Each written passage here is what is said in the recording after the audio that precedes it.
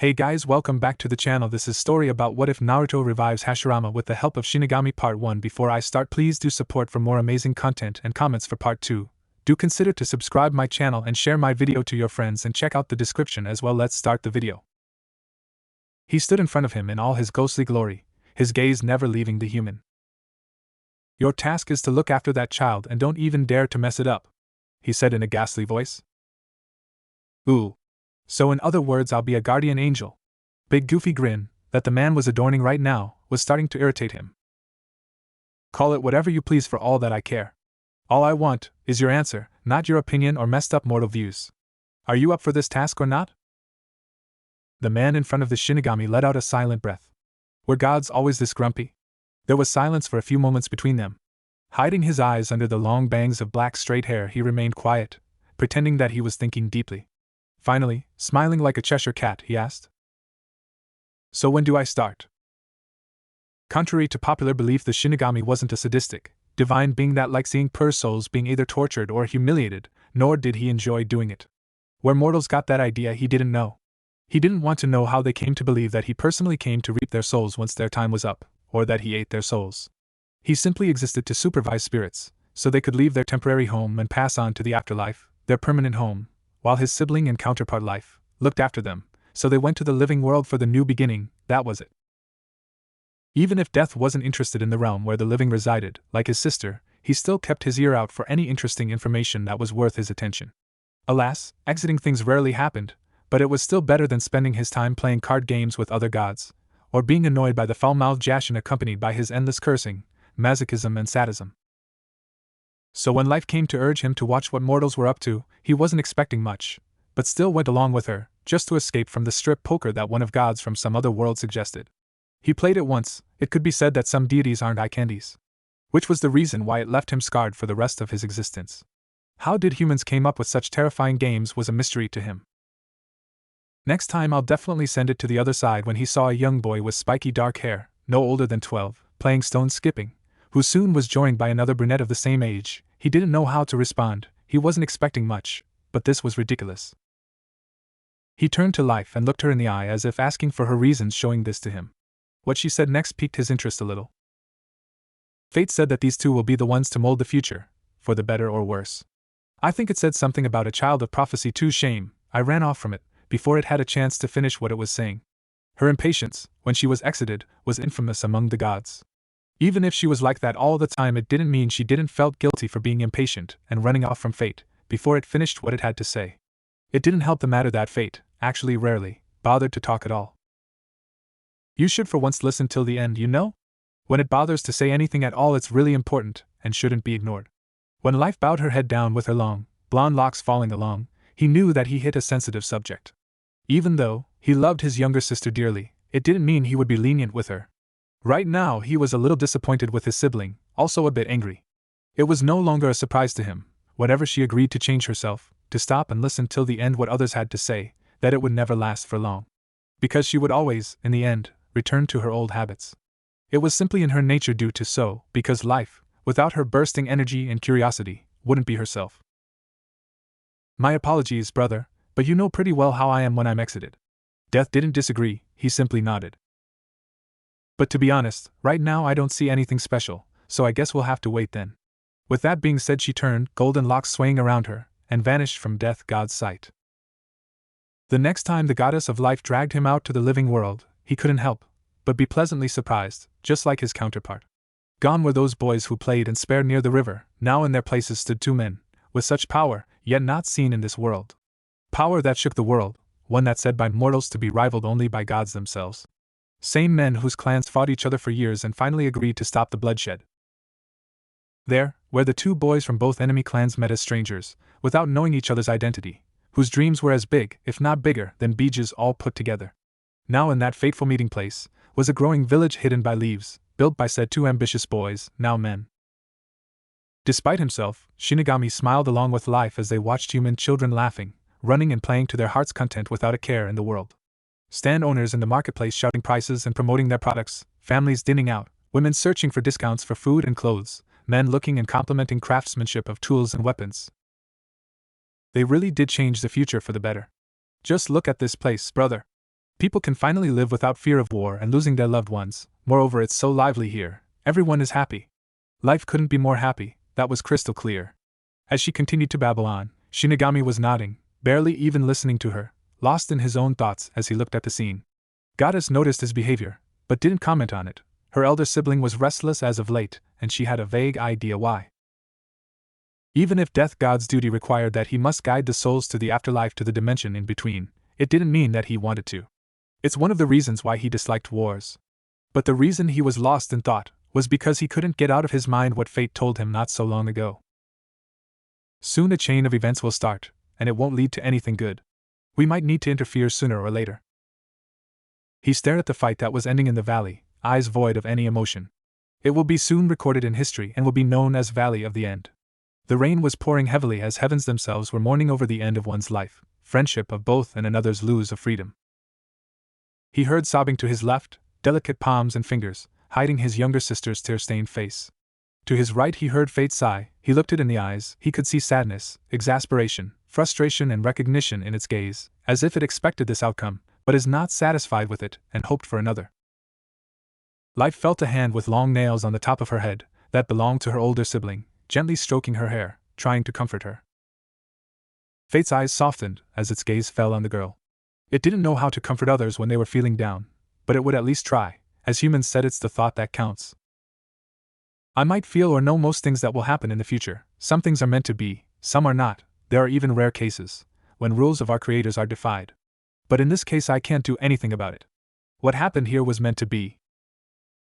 As it said that both life and death could only nod. Breath in, breath out, breath in, breath out. The war-torn land, used like a canvas, painted in blood. The water of life flowing from wounds of the fallen, painting the ground more and more in red. The lone figure of a man stood in the middle of what used to be a wasteland, now filled with corpses and unnaturally grown trees and their roots, some piercing through said corpses. The man had long, black, straight hair, tan skin, wearing the remains of once red armor under which were a tattered black shirt and a pair of dark pants. All due to the unbelievable damage he sustained during the battle. He was known as Shodai Hokage and one of founders of Konohagakure, and as Shinobi no Kami, Hashirama Senju. His breathing was ragged. It didn't take long for him to fall on the ground and continue to breath heavily.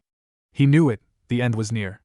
Even if he was recognized as the most powerful shinobi of his era, the one to defeat and kill the infamous Madara Uchiha, it didn't mean that he was unbeatable or for that matter immortal. He knew very well that he probably wouldn't walk out of this battle alive, when he signed up for this. Even if his wife and brother were protesting and demanding to take at least one of them with him, he wouldn't. He didn't want any of his precious people dying along with him. There were too many shinobi on the other side of the battlefield to count. Even if they weren't as strong as him, he was only one man against countless enemies, and sooner or later they would tire him out. Breath in, breath out. He closed his eyes and relaxed as much as his body allowed. He could confidently say that he lived to the fullest. There was nothing to regret. He fulfilled his dreams, had a wonderful wife and kids, a caring younger brother. He saw his children grow up, even saw his little granddaughter grow a little as well. Heck, he even taught her how to gamble. He laughed a little as the image of little Tsuna counting money better than any bankers of world's biggest banks popped in his mind after closing his eyes. It didn't hurt so much to laugh, his body was already numb. With last breath he let out, Shinobi no Kami was gone. Fate prided itself as being very knowledgeable, composed and hardy, if ever fooled. So when worried Shinigami came to it, it knew that something was up. When upset Shinigami always bothered to visit, it practically screamed trouble, or that you were doomed. Wanting to just get over with it, it started a conversation for once. Something occurred. It was a statement rather than a question. Madara Uchiha's soul has yet to be seen in the reception dimension. To say that karma was shocked to the core would an understatement. While fate searched for that accursed soul of Uchiha with life sometimes accompanying it, when she had some free time to spare, it was getting more and more agitated. When a human dies in the living domain, its soul should immediately appear in the reception dimension, so why that mortal hasn't materialized there yet? Unless he still is breathing, because there's no way that his soul would be lost. If either angels or demons see that human left his body without finishing what it wanted to do, first thing they do is either inform the archangels or the higher rank demons that they will oversee those souls, and neither of them had reports about Madara Uchiha. Moreover, I saw with my own eyes that brat died. Trouble will befall all of us if we don't solve this mystery soon. I really wish that I would be wrong for once. So when Goddess of Life came running to Fate, crying and rambling something about a boy smashed by a huge rock. It didn't bother to listen, more focused on calming down the upset goddess. That was a futile attempt since the girls started sobbing even more and babbling about Obito, Uchiha, smashed, saved, teammates. That's when Death himself appeared next, walked up to his sister, put his hand on her head like he always did, when she was upset and turned to it. The look it got didn't please it at all, that same damn look it got all those years ago. What Shinigami spoke next made Karma do something that neither he nor life ever thought they would live to see. Fate, the most composed deity to ever exist, snapped. What they saw that day was most amazing, horrifying and traumatizing sight they had the honor to see for themselves. Obito Uchiha, whose body was broken by the falling boulder and should have died due to the injuries he sustained, failed to arrive to the world in between heaven and hell, also known as the reception dimension. Heavy, long silence had befallen all occupants in the space, which was broken by the most murderous roar siblings ever heard. Those damned Uchihas. The sight that accompanied that inhuman howl wasn't pretty at all. I'm going to be a mother, Tebane. I'm going to be a father. Wah. They gonna have a baby. Did ya hear? A baby. To say that life was feeling ecstatic was to put it mildly. Both Shinigami and Karma's ears hurt, and were feeling headache coming up also. Fate looked pleadingly at Death, practically begging him to stop the girl with impressive pair of lungs. He in return glared at it. After all, it was its fault that they were right here. They would have been spared of this misery if Fate wouldn't have had one of its "I'm smart, but I'm also sometimes stupid" moments, and summoned him and his hyperactive brat on sugar high of a sister here. Fate apologetically bowed its head, and Death decided that he had enough, so he quickly put his hand on the babbling girl's mouth to shut her up and opened a portal to one of the realms he liked to reside in his free time. As he walked through the portal along with said girl, who still couldn't talk, he glanced over his shoulder to see it following him, still with its head down. When they arrived, he glared coldly at Karma, silently urging it to say what it wanted and just be gone, and while on its way take his sister with it. He just wanted to be done with this mess and get a break from both of them and relax, because he really needed to. So, why you wanted us there? Why? Hey, Karma! As life started to whine while clinging to it, it could very well feel Shinigami drilling a hole through his head just with his glare. Those two will become parents of a child of the prophecy. That finally shut her up and let it go. That child is destined to change, not only the future, but the shinobi world itself, and I'm confident that for the better. At this, Live's eyes shined with excitement. Death also looked pleased. But there's also something that makes me uneasy. At this, siblings' wings and horn for ears respectively twitched just like a dog's who was called by its owner. During the child's birth, the masked man, claiming to be our beloved elder Uchiha, sets Kyuubi to destroy Konoha. I cannot see further, but I don't need my powers to know that this event will lead to something big, which will lead to something even bigger. Will it be a boy or a girl? Didn't you say that you cannot see past the child's birth? How do you know that something will happen? Life asked, her green eyes shining in the light of the space they were currently in. When a maniacal grin appeared on Fate's face, which Life swore was one of the most creepiest things she ever laid eyes on, it said. Gut feeling, of course. Oh, and it's a boy. It's a boy, you said. It's a girl, I say. Was the first thing that Life said after all three of them had witnessed the birth of the child, Kyuubi's extraction, and now were watching as Kyuubi was destroying Konoha and killing more and more people with each second. Don't blame Fate for that. You know very well that it, as a genderless deity, confuses genders of humans. Our fellow gods aren't of much help either, as they have barely any visual resemblance of a human being. Karma was already blushing from embarrassment, but after Death's comment it resembled a tomato more than ever. Talking from experience, brother? When the god didn't answer, she continued, is this the reason why you avoid playing card games? Silence was the only answer she got. She burst out laughing and gasping for air. Now it was Death who was standing there red-faced and embarrassed. Deciding to stand up for its friend who earlier stood up for it, Fate coughed into its fist, successfully getting attention from both. Right now the strongest bijou to exist is destroying the village and killing people left and right, and all you can think about right now is strip poker? Life bowed her head, ashamed of herself, as Death let out a sigh of relief. He looked at the mountain monument, completely tuning out all the chaos around him, and noticed the masked man confronting the current leader of the village. Let's go. It seems that Yondaime Hokage is taking the battle with Madara imposter elsewhere. As they arrived at the clearing for the final clash of two men, they saw a man clad in black arrive also from the swirl. This is it, soon will come the moment. Don't talk, don't ask, just watch, both of you. What you'll see later tonight, after this, during and after the fight will shape the future. Fate ordered both its fellow deities. You're pretty talkative this past century and a half, you know that? If things weren't so serious, I would have thought that you were ill. Freya, beings of our kind don't get sick. I know that, brother. Good, now be a good girl, be quiet and watch. With a pout adorning her cherubic face, did as she was told. Are you Uchiha Madara? No, he's long dead. Oh? I don't know about that. On second thought, it doesn't matter who you are. Why you attack the village? Oh, you know, it's fun, part of my plan to start a war to bring peace. The man now identified as Madara said as it was a casual thing to say, while taking out chains and went for Minato. Slamming Rasengan in the back of his enemy, the yellow flash proceeded to break contract between his opponent and the demon fox. A contract seal? Are you trying to free Ninetales from my control? No, I already did that. As they both jumped away from each other, to put some distance, the injured man complimented Hokage's skills and left with a promise to return. Hokage, once again, appeared in his village, deities tagging along with him, without his knowledge. Thinking fast and summoning Gamabun to the Toad Boss summon, asked him to hold the fox still till he gathered enough chakra to teleport himself and the fox that was preparing for another attack. After a moment both the fox and Yandane were gone, and not few seconds later a blast far away was seen. Seeing it, the former Hokage Hiruzen Sarutobi went there with hope to help his successor. In the clearing, where giant-tailed beast was chained to the ground with the chakra chains of its previous host, the current leader of the village was making hand seals for the sealing jutsu. Dead demon seal.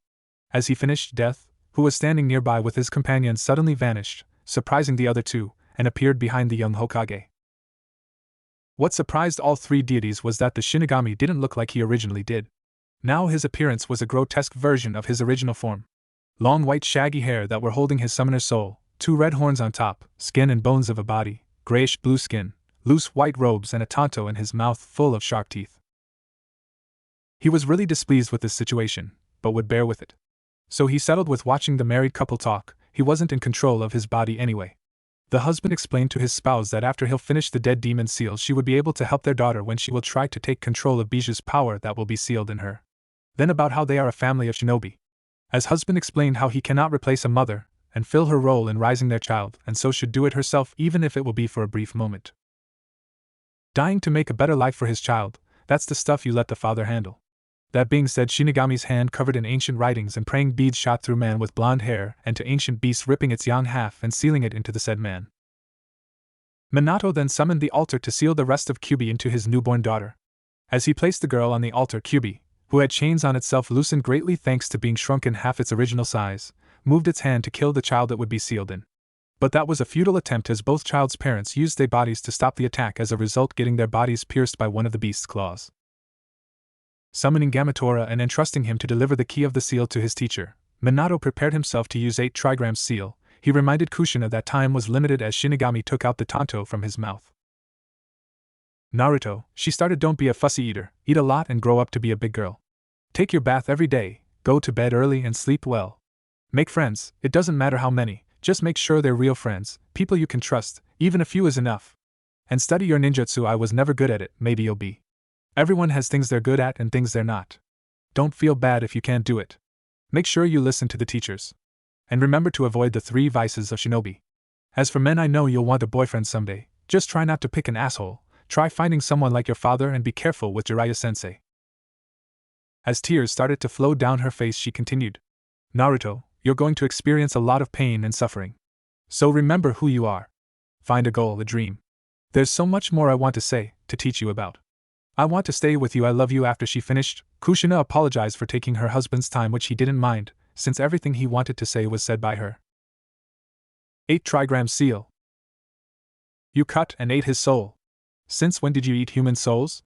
Shinigami was already back in his normal form, covering his ears while life was screeching at him.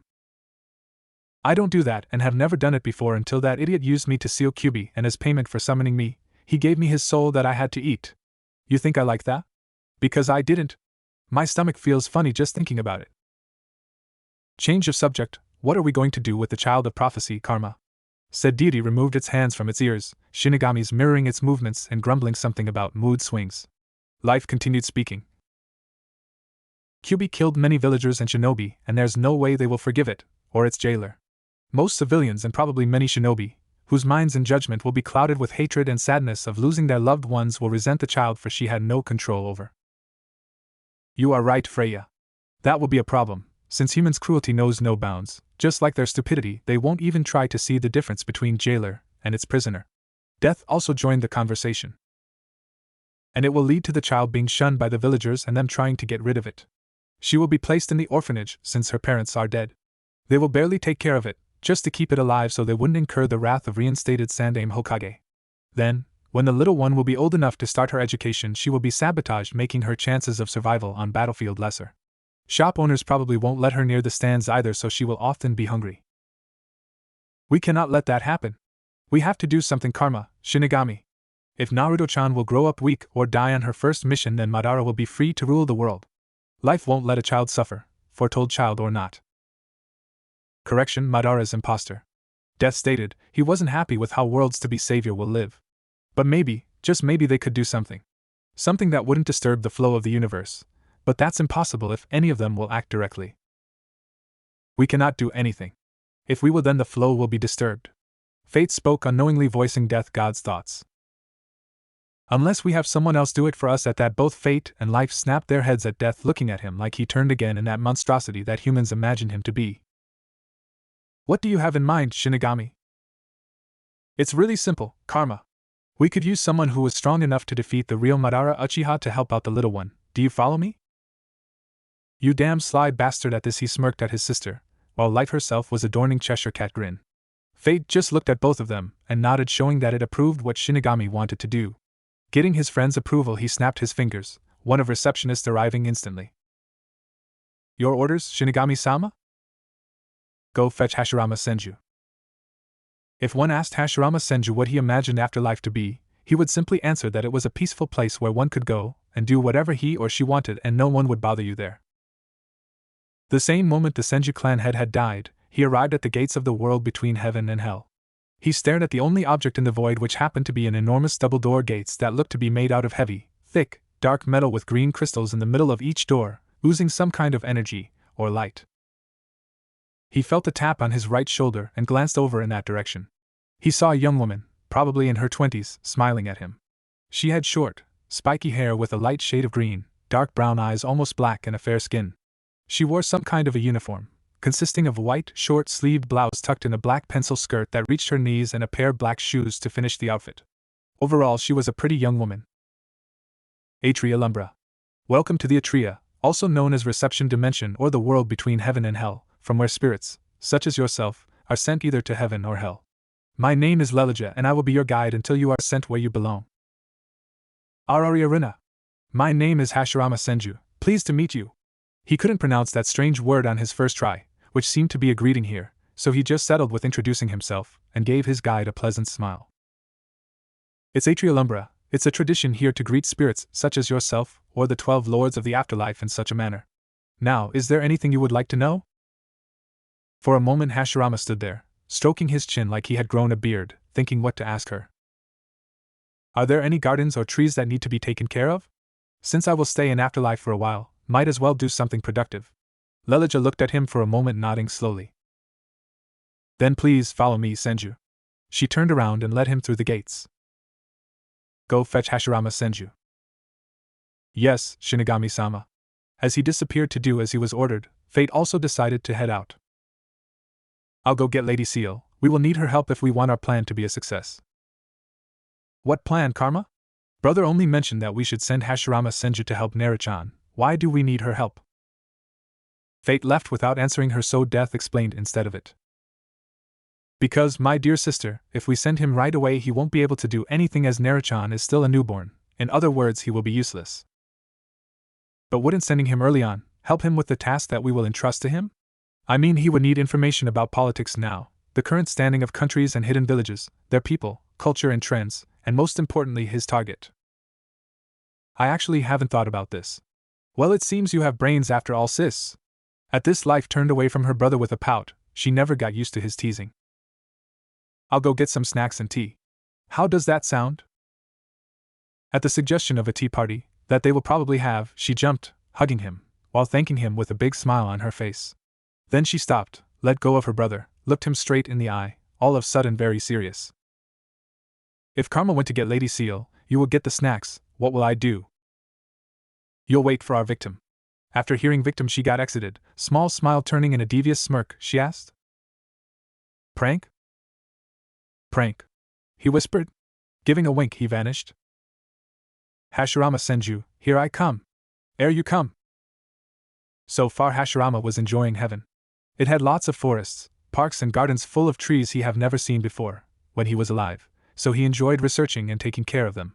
But he especially loved that monstrous bonsai tree that was owned by Vasil, Lord of Freedom, and that golden apple tree that was growing in the garden of Lady Yustiel, Lady of Life. It was another beautiful day in heaven, and today Hashirama was heading towards the sea blue forest. That forest was named after the trees that looked a lot like sakura trees, but their petals were deep blue and they glowed, so when falling and blown by the wind they created an image of waves crashing into a coast, hence the name. Just as he was about to step into the forest, a man appeared in front of him. He looked really familiar, like someone he knew. Wait a second, he looked just like her. Hey! Are you by any chance Lelige's relative? The man blinked at him, smiled with a goofy smile, and gave him a thumbs up. Yup. She's my elder twin sister. Isn't she a looker, eh? Oh, I'm Zyro. But that aside, Shinigami-sama has summoned you. Shinigami? He looked questioningly at the man identified as Zyro. Yeah, don't ask me why, man, it's the first time he asked to get someone. Before Hashirama could ask anything else, Zyro smacked him on the shoulder and both of them vanished as blue petals fell down to the ground. And that's why we need your assistance. Fate just finished telling the whole situation to Lady of Time, who was listening with rapt attention. I see, it's indeed troubling, but don't worry, I will help. As she stood up, took her staff and was ready to go with Fate, suddenly she stopped and turned to it. I was wondering lately, Karmakun, are you alright? This past century and a half you've gotten pretty talkative. It didn't say anything and just opened the portal. Here we are, Rama dude. It's Hashirama, Zyro-san. Whatever, man. They were interrupted by a cough. Taking that as a sign to leave, the receptionist did just that, leaving the confused Senju behind. It's been a long time, Hashirama-san, I'm happy to see you here. Said man turned to the girl, eyes wide. So this was Shinigami? Wasn't it supposed to look more terrifying, demonic and with a scary aura, like it's about to eat your soul? What he was seeing was anything but that. The girl was no older than 12 with long blonde hair, almost reaching the floor with white small wings poking out from the sides of her head in the place where humans usually have ears. She was wearing a simple white dress that reached the floor. She was also holding some kind of a staff with rings in her left hand. She extended her right hand, showing that she wanted to shake hands with him. Wanting to be polite, Hashirama took her hand, but before he could shake it he felt an electric impact, and withdrew it instinctively. At that she began laughing. That was very mean of you, Shinigami-san. He was sitting on the ground, legs drawn to the chest with a gloomy aura around him. Hey, I didn't mean to upset you. Cheer up, it's depressing as it is already. We don't need you to add any more. She shouted. As the shinobi stood up, his gloomy aura dispersing, she added. You know I'm not Shinigami. I'm Life, his younger sister. Well, actually, we're the same age and all, but for some reason our creator made us like that, so yeah. That surprised him. Really? Then can you tell me more about? Before he could finish speaking, a portal appeared and two figures stepped out. The first one had long blood-red hair reaching its waist with two dragon horns on top, black soulless eyes. It wore a red kimono. Hashirama couldn't guess if it was male or female. The second figure was a woman.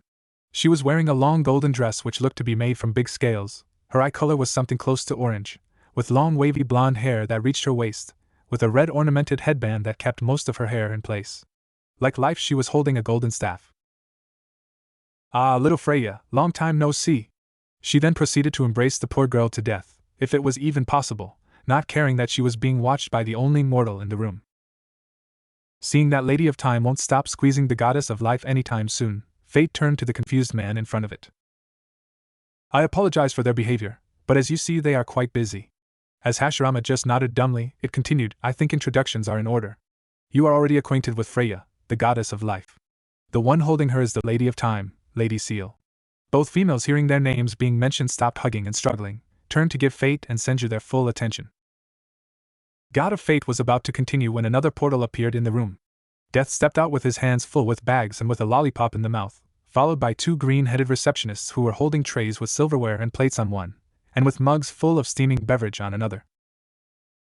And that one with horns is god of death, Shinigami. It gestured to the pale man, then placed its palm on its chest, gesturing to itself. I'm god of fate, karma, pleasure to meet you, Hashirama Senju. Hashirama, taking a moment to look at each divine being, shook his head and introduced himself. Shodaime Hokage of Konohagakure, Hashirama Senju, nice to meet you. Before anyone in the room could say anything, Life ran up to her brother and gleefully screamed. Tea party!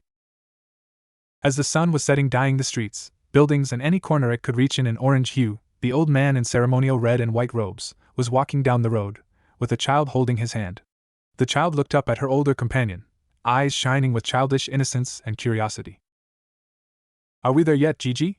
She asked. Earlier this day, when he came to visit her at the orphanage, he promised her that he will take her to eat at the place called the Chiraku Ramen. The old man, also known as Sandaime Hokage Hiruzen Sarutobi, chuckled. Not yet, Naruto, be patient. Those who are patient are always rewarded. Now, determination burning in her eyes, she resolved to be patient.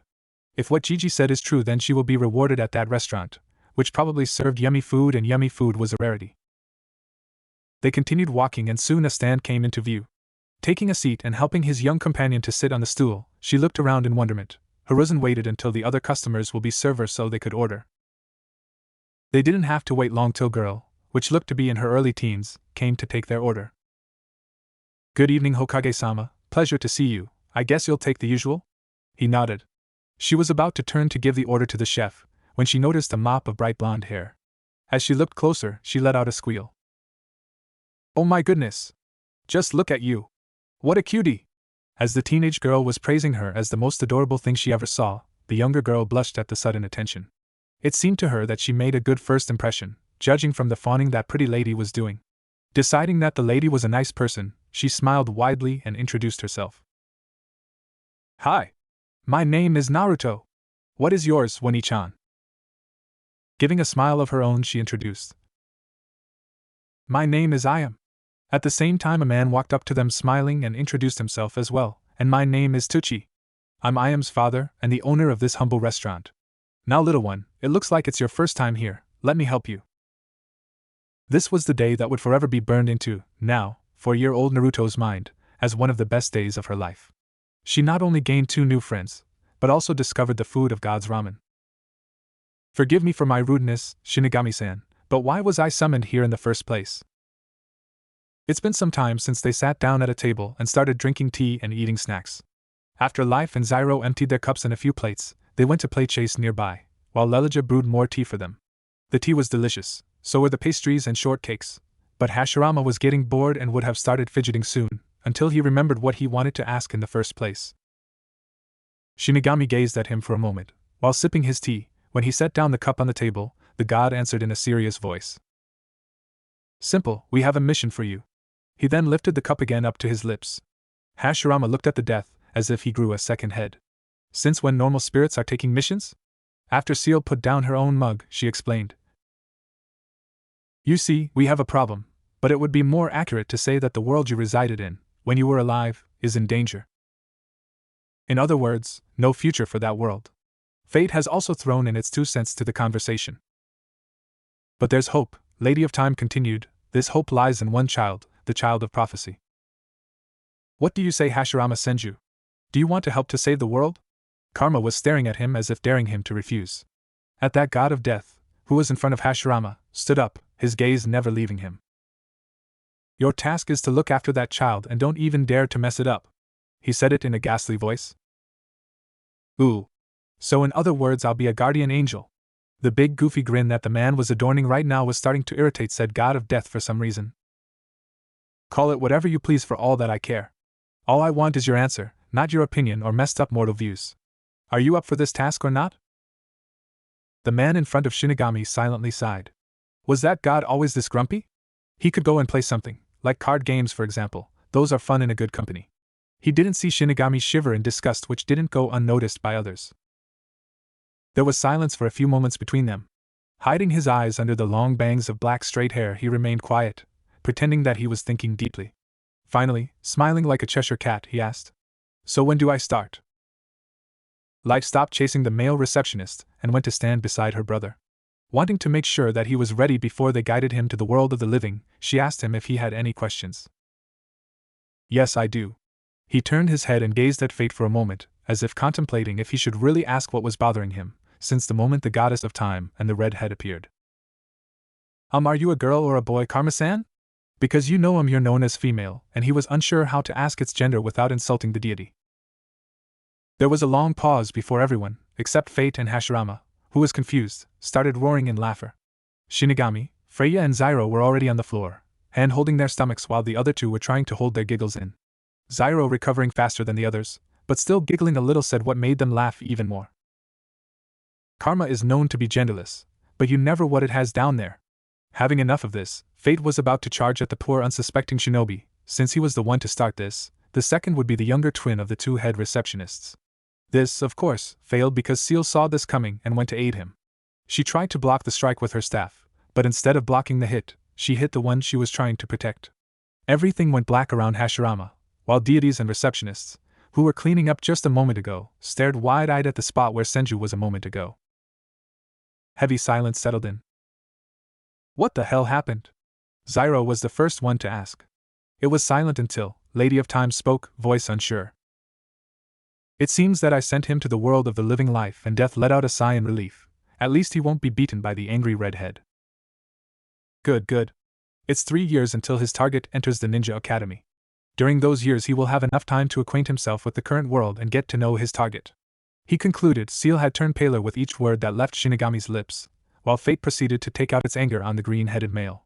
Life, noticing in what state the older female was, asked what's the matter. What Seal said next made Fate let go of its victim and Life become pale as well. I was asked to send him some time in the future. I wasn't aware of the change of plans. It seems the staff has been set some time ago. I sent him 2.5 years into the future from the current time in the living world. You did what? They all chorused. Naruto stared at the mirror. Today was Iam's day off, or as Naruto dubbed it, dress me up day. Since that day when they met, the ramen restaurant's owner's daughter always came to visit her at the orphanage and later, her apartment, when she didn't have to help her father, always carrying bags full of girly stuff. At first she liked to be dressed up in all those dresses. They were always comfy and pretty. She especially liked getting her hair combed. It was nice to be taken care of, especially by a person who liked you. Later dressing up got kind of boring. Put on a dress, take off the dress, and so on. Though she still liked her hair being brushed and combed in various styles. Sometimes Iam took her to the hot springs with her. She decided back then and there that it was the third best thing in the world, second being hair combing and ramen, of course, being the first. Gigi told her that she can enter Ninja Academy this year, saying that she would turn 7 this fall anyway, so the age requirement wouldn't be much of a problem. She was so happy that she will start academy that she hadn't slept that night. When Naruto was 4, she wanted to become a ninja so people around her would give her at least some respect. Around a year later she finally decided to become one, then everyone in the village would surely acknowledge her. But after reading an adventure book and then a time-traveling one, that she got as a present on her 5th birthday from the kind librarian, she decided that she wanted to become a ninja so she could explore the world. What was the world like outside the village? Were people so cruel and hateful like in this village? When she'll become a kunoichi she will start her adventure to get her answers, and no one will stop her. When Naruto woke up in the morning, she had done her morning rituals and sat down to eat her breakfast, which consisted of fried eggs and toast. As she was chewing the toast she glanced at the calendar. March 1st, huh? Half a year left till I start the academy, she absent-mindedly wondered. Finishing the toast she stood up, took the dishes, put them in the sink and washed them so she wouldn't need to do it in the evening.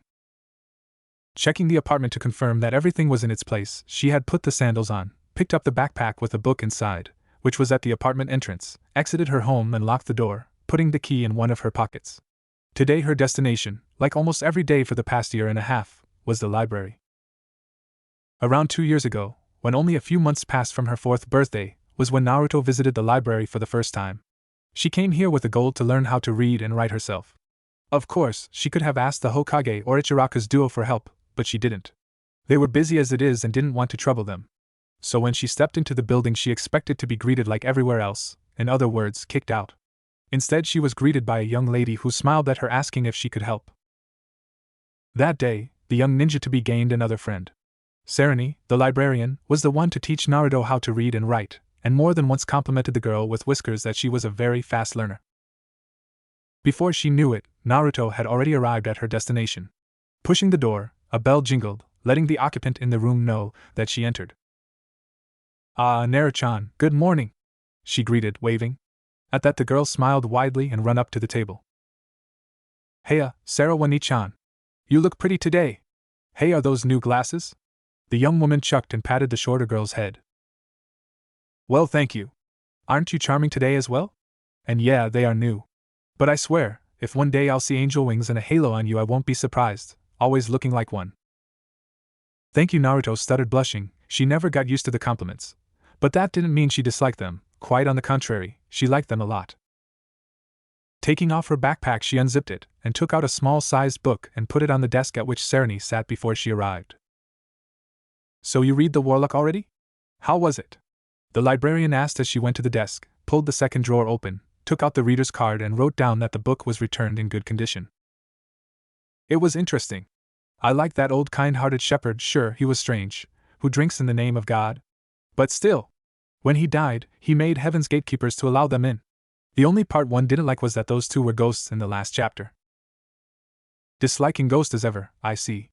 Well, you enjoyed reading, that's what counts. Come to think of it, Naru, why are you afraid of them? I understand other kids that are your age, but you're much more mature to be afraid of them," the woman with red-brimmed glasses wondered aloud, putting her index finger on the lips. "Because they're dead. When people die, they should be in heaven or hell. Imagine how scary those dead guys must look. And they start throwing things and breaking furniture, and even burning houses, or just stare at you all the time," she exclaimed, waving her hands wildly. What Naruto didn't tell anyone was that the real reason why she was afraid of ghosts was because she was terrified that the villagers, who hated her with passion, would haunt her. One thing was a living being glaring at her, but the dead, coldly glaring at her wherever she went, was another story. She was glad that she couldn't see them, then her already hard life would turn into hell. "Those are called poltergeists, Naruto. Anyway, ghosts don't exist. People often imagine seeing one and tell stories about it to get attention, so you don't have anything to be afraid of." "Then how do you explain those screams and curses coming from the forest behind the Hokage monument?" At this point Naruto was on the verge on crying and hysterics. Calmly, so Naruto wouldn't panic even more, the woman with curly hair slowly asked. "What do you mean? You sure didn't imagine it? Maybe a couple was having a fight in the woods?" The girl shook her head, terrified. "No, villagers rarely, if ever, go there, and yesterday, when I was going for a walk, I heard cursing. I went to check that open field in the eastern part of the forest, but no one was there." Sarani didn't know what to say. Telling Naruto that it was just a fruit of her imagination was useless. The girl believed what she witnessed. Hugging the trembling girl, she tried a slightly another approach. "You know, if you say that they don't exist, then they won't. Or if you think that you saw a ghost, just think that it doesn't exist or say a prayer. Prayers help, I heard, so it should disappear if you say one. Also, some say that they might leave if you ask them nicely." When the young girl relaxed a little, the librarian let out a sigh of relief. It seemed that she was successful in calming her down. After a few minutes passed, they broke the hug. Naruto looked like she had calmed down finally. To take the girl's mind away from ghosts, which terrified her greatly, the supervisor of the library went to the storage room. When she came back with a book, her visitor was still standing in the same spot as if her feet were glued to the floor. "Hey, Naru, you're starting the ninja academy this year, right?" Seeing the girl nod, she continued, "And you want to be a good kunoichi, am I right? So take this history book. If they didn't change the curriculum for first years, then you'll be learning the village's history and theory about shinobi this year. You see this book? This is a history book, but it contains not only our village's history, but all the elemental nations as well," she said as she handed the old, worn-out book to the short girl, whose small tiny fingers wrapped around it, eyes full of excitement and curiosity. "Thank you, Sarani-chan, you're the best. Love you too, kiddo." On the same day's evening, when the sun was still in the sky, one girl could be found standing above Hokage Monument Mountain, with a thick book in her hands, forest behind her. The girl had blonde hair, bangs framing her cherubic face, 3 whisker marks adorning each cheek. The rest of her hair was tied into 2 small, low ponytails. She wore a white shirt with a spiral on the back and a pair of black shorts. The outfit was finished with a pair of blue sandals. Naruto stood there, overlooking the village. "Konoha village sure is beautiful looking from up here. How such a beauty could house such hateful people?" She shook her head. It's better if she doesn't think about the villagers. Then she remembered the contents of the book that her older friend gave her. She read it as soon as she arrived home and finished reading about Warring States era and Konoha under Shodame's ruling. To think that such powerful people existed, and built this village, it was amazing. There were also pictures in that book. The Shodame and Madara had pretty hair, almost girly, if you asked her. She would bet that those old hags in the main marketplace would be green with envy if they saw men with such hair. At that train of thought she giggled, totally forgetting that it was getting dark and the sun was setting down, and that the forest that was possibly haunted was right behind her. Crunch, crunch, crunch. She heard footsteps, which were getting closer and closer pretty fast. As she turned around to greet whoever it was, she froze like a statue at who she saw. Noticing that the girl was looking straight at him, the newcomer blinked at the girl, then grinned at her. Hey! You can see me! Ignoring that the child was still standing and unmoving, he waved at the girl. Hey, are you? Before he could finish, a high-pitched scream was heard all over Konoha. When Hashirama opened his eyes, the first thing to greet him was a sight of the sunlight, filtering through the leaves of the tree branches. Beautiful, and then his vision was blocked by none other than the face of the male receptionist who couldn't, for once, get his name right. Ramen dude! Finally awake, I see. How from Hashirama it changed into ramen? Giving Zyro a glare, he politely asked. Zyro-san, can you move aside, please? I would like to stand up, and my name's Hashirama. Hashi, Rama or Ramen, whatever your name is, it's too difficult to pronounce. He ignored another glare from the shinobi, who now was standing up, and continued his speech. Back to business, Rama dude. At that Hashirama's eyebrow twitched, but he remained silent. You got sent 2 and something years into the future from the time you had to be in. The shinobi nodded, not caring about the time travel in the slightest, but showing that he was listening and that Zyro should continue if he has anything else to say. Now your target is around 6 years and 4 months old, and will be starting her education in the Ninja Academy this September. Blonde hair, blue eyes, tan skin, and she has whisker marks on each of her cheeks, due to her mother being Kyuubi's second Jinchuriki. When he finished, he handed an envelope to the dark-haired man. Inside is the information that some creatures, demons, angels, or whatever they are, I don't know, were gathering for the past 7 years. Everything else you will have to find out yourself. Lady Seal asked me to give you this as her and Karma-sama's apology for blasting you here by accident. Freya-sama and Lady Seal would have sent you back where you should have been, but Shinigami-sama said that it wouldn't be fun, whatever he meant by that. As the former Hokage was about to open the envelope, a loud cry was heard. Looking up, both saw a large bird over their heads. The next moment it dropped something and his messenger had almost blown up his eardrums. What the fuck? What is this gooey shit? Wait, it is shit. The greenhead cursed, disgusted as the warm, yet smelly thing, was now spreading all over his head. Hashirama decided that he still wanted to have the gift of hearing, dead or not, so he left the clearing that they were in and went to explore the village to see how much it changed in his absence, while his upset, now ex-companion, was still screaming his lungs out. When Naruto went for a walk on the last day of the winter, which seemed to avoid Konoha this year, her feet took her to the forest behind the Hokage mountain. The blonde girl was walking through the forest when she heard someone screaming. Curiosity killed the cat. Naruto decided to investigate. She went to the direction of the noise. The closer Naruto got, the better she heard who was shouting. It seemed to be a male voice, cursing like the sailor she once had the pleasure to meet. Ignoring that her mind was screaming to just leave it be and don't get involved in whatever it was, she reached the clearing. Only to find it empty except for the dead bird, which seemed to have a strangled neck and had been stomped all over. Looking around, she asked in an unsure, quiet voice. Hello? Is anybody here? A rustle in the bushes to her left, that could be heard, was followed by a hushed shit. Okay, Naruto, stay calm. If it's really a guy and he tries anything, just do what I am Nei-chan taught you, always kick between the legs. Gathering her courage, Naruto went toward the bushes. Only to find that, yet again, no one was there. She broke in cold sweat and gulped loudly. Stay calm, Naruto. Think. You have better hearing than most people, Gigi told you so there's no way you misheard that someone was screaming bad words here. And there was someone in the bushes, but where is he? If it was a ninja, then I would have seen a smoke or a blur, unless no. No! That cannot be! They don't exist, they shouldn't. I gotta be calm, I'm calm, totally calm, I'm not calm. Life heard a poof behind herself and turned around to see the perturbed Zyro. Welcome back. Hey, what's that white goo on your head?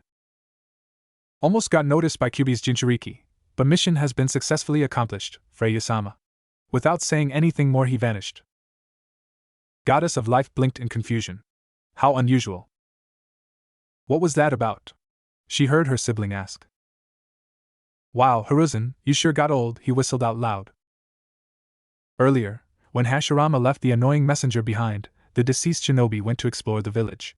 Gates stood as proud as ever. He also recognized a lot of buildings and streets, but there were some that he didn't. It was like something tore through the village, and it had to be rebuilt. Moreover, the village got larger. Seeing yet another familiar road, the one that led to the academy, he decided that's where he'll be heading next. When he arrived, it was quiet, but faint instructors' voices could be heard from the classrooms. Wanting to look around more, the ghost went to the main doors of the building, but his hand went through the door handle. He blinked. Strange, I could touch the envelope that Zyro-san gave me, which is like any object here, yet why my hand gone past the door handle? But nevertheless, it's a neat ability. Maybe being a spirit here isn't so bad. Next he tried to just walk into the doors, which, of course, he went through. Still experimenting with his newfound powers, he went to a random room, which happened to be the room in which he saw a person he didn't expect to see. The ghost had to take a second look at the old man, to confirm that it really was his and Tobirama's former student. Right now the former Hokage was walking down the road to the park, coming from the direction of Hokage Tower, which was as impressive as always, like it never got touched by time. Night has fallen already, so there weren't a lot of people in the streets. Most already had eaten their dinner and went to sleep. The spirit arrived at the park, sat down on a nearest bench. He still wondered how he didn't pass through the objects on which he tried to sit, and tilted his head up to look at the stars. It sure is a beautiful night. At the same time that late evening, Naruto had finished reading the book that she took from the library. As she put down the book she just finished beside the notebook, she glanced at its cover. The Guardian Angel, she read the cover aloud. The girl walked to the window in the kitchen, leaned on it and looked up at the clear night sky. Her sky-blue eyes, as if on a cloudless day, reflected the little sparks of light coming from the stars, loneliness and sadness accompanying her. Then after the pause, she softly spoke. Everyone has one, even if the person is very bad. So that means that I, a so-called demon, also have one. I wonder what mine is like. Achoo! Hashirama sneezed. Someone probably was thinking about him. Are ghosts even supposed to sneeze? He asked aloud, but didn't get an answer. No one could hear him anyway. Next morning the deceased Senju clan head could be found in the mission's room. Today Hashirama's self-appointed mission was to haunt the current Hokage and possibly get some kind of useful information. He was watching Genins reporting the C-rank mission. When they finished, another team came in. It continued like that till the afternoon. So after the lunch break, he continued to haunt Sandame, who retreated to his office. When Sandame sat down at the desk, which was buried under huge stacks of paperwork, he let out a long, tired sigh. This never ends. Believe me, I know, came an unheard reply. Hiruzen stared at the papers for another 5 minutes, mentally preparing himself, before he started reading and signing them, all the time being watched by the bored ghost who sat near the window to his right. After a few hours his work was interrupted by the arrival of an ANBU in a weasel mask. Take off your mask, Itachi-kun. The masked shinobi did as he was told, revealing a young boy, no older than 11, obviously an Uchiha, which surprised Hashirama. I assume that you learned something. Yes, Hokage-sama. As you know, my clan, the Uchihas, are planning a coup. The village leader gave a nod to Itachi to continue. We have approximately a year or two at best. At that Hiruzen let out a sigh, face grim. I see, we have some time to figure out how to stop this. Anything else?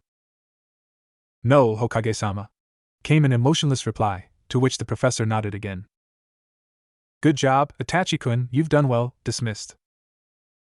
Yes, Hokage-sama. He put back his mask, bowed and left silently like he arrived. I'm getting too old for this. Hashirama just sat where he was, silent. Uchihas were planning a coup and he couldn't do anything at all. He stood up, sadness clear in his eyes. How did it come to this? He let out a breath. It was hopeless. He was just a ghost. He couldn't do anything, nor ask someone for help, since no one could see him. He stopped. If no one could see him, then what about his target that he was supposed to look after?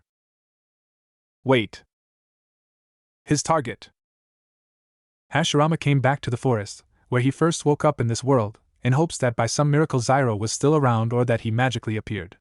The man gave him the description of his target's appearance, and he hadn't seen anyone matching the said description. What was worse, that he didn't ask for a name, but at least he figured that his target was female, hearing how the rude receptionist was referring to the child. He was pacing around the clearing when he faintly heard a child's giggling. Might as well go and check what children these days are up to. That being said, he went in that direction from where the giggles were coming from. When he came out of the forest, he couldn't believe his luck. The girl he was trying to find was right in front of him, staring wide-eyed at him. He grinned at her. It seemed she could see him. "Hey! You can see me!" Ignoring that the child was still standing and unmoving, he waved at the girl. "Hey, are you?" And then she screamed bloody murder. Hashirama thought that Zyro had had the most impressive set of lungs. Guess he was too quick to judge. The girl was still screaming, but at least the volume lessened, though her shrieks were now accompanied by tears, waving hands and rambling something he couldn't decipher, till she suddenly passed out. He stared at the girl who was out cold on the ground, dumbfounded. What will he do now? He just scared his possible target into fainting. I guess I'll just wait here for her to wake up. Naruto opened her eyes. It took her a few seconds to realize that she wasn't in her bedroom, but outside, lying on the cold ground. How did I get here? Oh wait, I was near the forest when her blood ran cold. Slowly sitting up, her heart was beating against her ribcage as if trying to escape, even hearing it in her ears. Naruto took deep breaths trying to reassure herself. It was a dream, it was not real, I just somehow fell asleep here. There wasn't any ghost here, yeah, that's it. What ghost? Asked a male voice behind her. Naruto turned stiffly to look behind her. When she saw who was talking to her, she snapped her head back and stared ahead, cold sweat running down the temple. Okay, Naruto, remember what Sarani One-Nisan told you. It's just the fruit of your imagination. Turning again to look behind, Naruto found the man still sitting cross-legged, staring at her a little bit annoyed, but also curious. What? He asked. She quickly looked away. It's not real, it's not real, it's not real, God save me. It's not real. Stop. I'm not a coward. I'm brave. I must not cry, I cannot cry. Only the weak cry. But what can I do? But what if it's the real Shodaime that the villagers summoned? He will kill me. He's the strongest ninja to ever live, only matched by Madara, who could control Kyuubi itself. I don't want to die yet. I haven't traveled around the world yet. No, I won't die here. I refuse. It's a coward's way, but right now I must survive. Hashirama was staring at the girl. First she screams bloody murder, faints, wakes up, and then is shooting glances at him, her eyes clearly expressing that she couldn't believe what she was seeing. He was surprised when she stood up abruptly and dashed into the dark forest, leaving only a cloud of dust behind. He stared bewildered at the direction that she ran off to. He was about to chase her when he noticed a book on the ground. Without thinking, he picked up the book, which should have passed right through his hand. He blinked. Maybe I can touch things that were earlier touched by her? But more importantly. Hey! Wait up! You forgot your book! Naruto ran through the empty village as fast as her tiny legs could allow her. She arrived at her apartment door and was trying to put the key in the keyhole for the 5th time already, failing to do so due to her shaking hands. On her 6th try she succeeded. Entering and slamming the door of the small apartment, she locked it. Slowly making her way to the sink, still trembling, she filled the glass with water, spilling some in the process. She went to the table, which had 2 chairs standing on each side, pulled one and sat down, setting the glass down as well. Naruto, who started calming down, stared at the glass, not actually looking at it as today's events passed in her mind. In the morning she got the history book from Sarani One-Nisan, read it, went to the forest with that book, was looking at the village, then met him. The girl resembling the fox kit looked through the window. Sure enough, it was dark outside. How long I was lying there? She glanced to the opposite side of the room where the clock on the wall was. Its shorter arrow pointing at 2 and the longer one at 12, showing that it was 2 in the morning. The blonde let out a silent, tired breath, drank the water and headed to bed. It's late, I better go to bed. I probably am not thinking properly right now.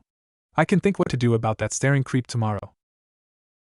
Over the horizon the sun was peeking over the tops of the trees, rising into the sky, basking the world in light and warmness. People all over the elemental nations rose from their slumber, getting ready for the new day. Merchants setting up their stores, bakeries baking bread and pastries, housewives cooking breakfast for their families, and children getting ready for school, while their fathers were out to work. As the sun was peeking through the curtains of certain girls' home, some of its rays were poking the child's eyelids. The girl opened her eyes and quickly closed them, clearly not satisfied being woken up. But since she was already awake, she got out of bed, bare feet touching the cold wooden floor. Naruto, still half asleep, made her way to the kitchen, opened the fridge, took out the open pack of milk and drank it. While drinking, she let her eyes lazily roam around the kitchen. Only a second later to spit a mouthful of her drink. Hello? You forgot the book back there, so I came to give it back. The newcomer was a man that looked to be in his 20s. Black pants and high-collar shirt, red plate armor, white bandages wrapped around his ankles going up. He also wore a pair of black sandals. And he was sitting in her chair at the table.